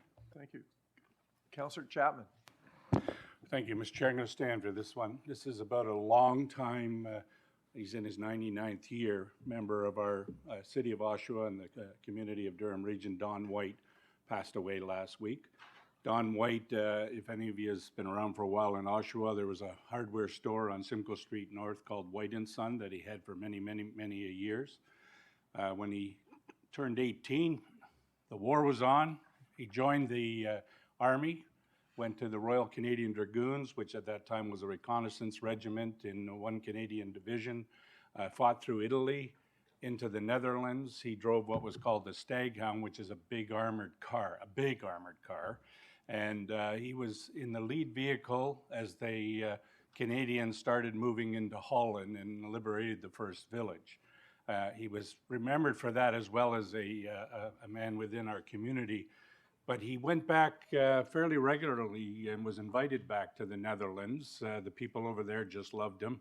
And in fact, a few years back, when the Prime Minister of Holland, the Dutch Prime Minister, came to address our House of Commons, he wanted to make sure that Don White was there, and he was in the front row as the Dutch Prime Minister was addressing our Senate and our House of Commons. There's also a tulip, Dutch tulip, named after Don White. Surprise, it's called the white tulip, which is very, very interesting. For the last number of years, probably about the last 20 years since he closed up the store and retired, unfortunately his wife Christina died about 5-6 years ago before him. He has been a tour guide at the Ontario Regiment Museum, very vocal about telling the stories about his part in the war, but one Canadian division and one Canadian Independent Armored Brigade is what our regiment, the Ontario Regiment, served in, did a lot of things together during the war, although our infantry support was with the Gurkhas. And he had a lot of good stories to tell, always a strong community advocate, always talking to the mayor on a very regular basis to keep him in line. So if anybody's interested, on July 12th, there's visitation for him from 1 to 8 at the Di Stefano Funeral Home, which is at Taunton and Keith Ross, north side of our airport. And his funeral will be held at the Ontario Regiment Museum on July 13th, starting at 2 p.m. Naturally, he's been cremated already, but there'll be a service to honor his life. So thank you, Mr. Chair. Thank you. Councillor Cook. Councillor Cook, we can't hear you. You have to press the button. Councillor The Cook. button. There you go. Better? Yes. Thank you, Chair Henry. I would just like to recognize two of our residents of Durham who just returned from the Special Olympics World Games held in Berlin. And that would be Dana Thompson of Ajax and Curtis Cook of Pickering. The Special Olympics World Games was host to thousands of athletes with intellectual disabilities, and their aim is to achieve greater recognition and social participation for those people in our communities who live with intellectual disabilities. And it's great that we had some inclusion from our own region with two athletes participating, one in athletics and one in basketball. It's worth noting that Dana Thompson also made history as a member of the first female basketball team to compete at a World Special Olympics Games. So that was quite an honor. And I'd like to recognize Mayor Collier and Mayor Ash for their support of these athletes as well, and promoting inclusion in our community with the recognition of these athletes. Thanks. Thank you. Councillor Crawford.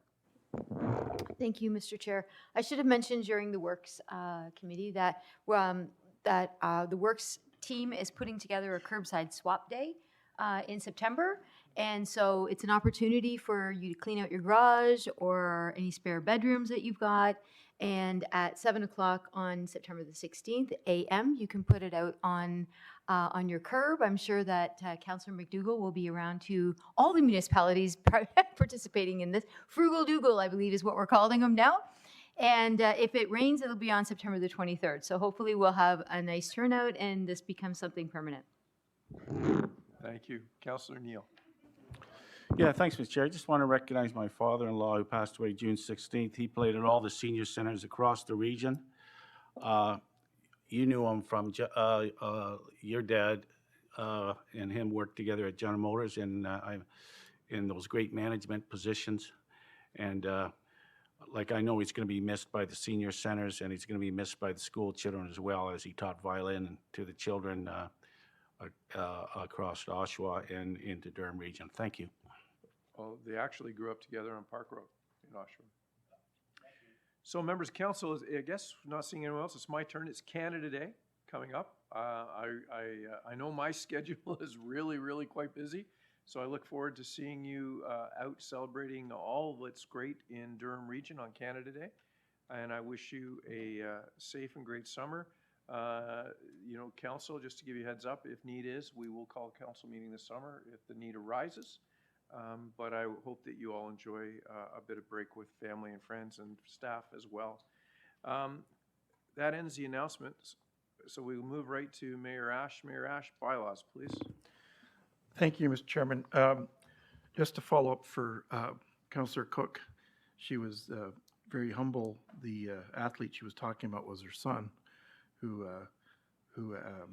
had a number of personal best times and represented our region and our country with distinction.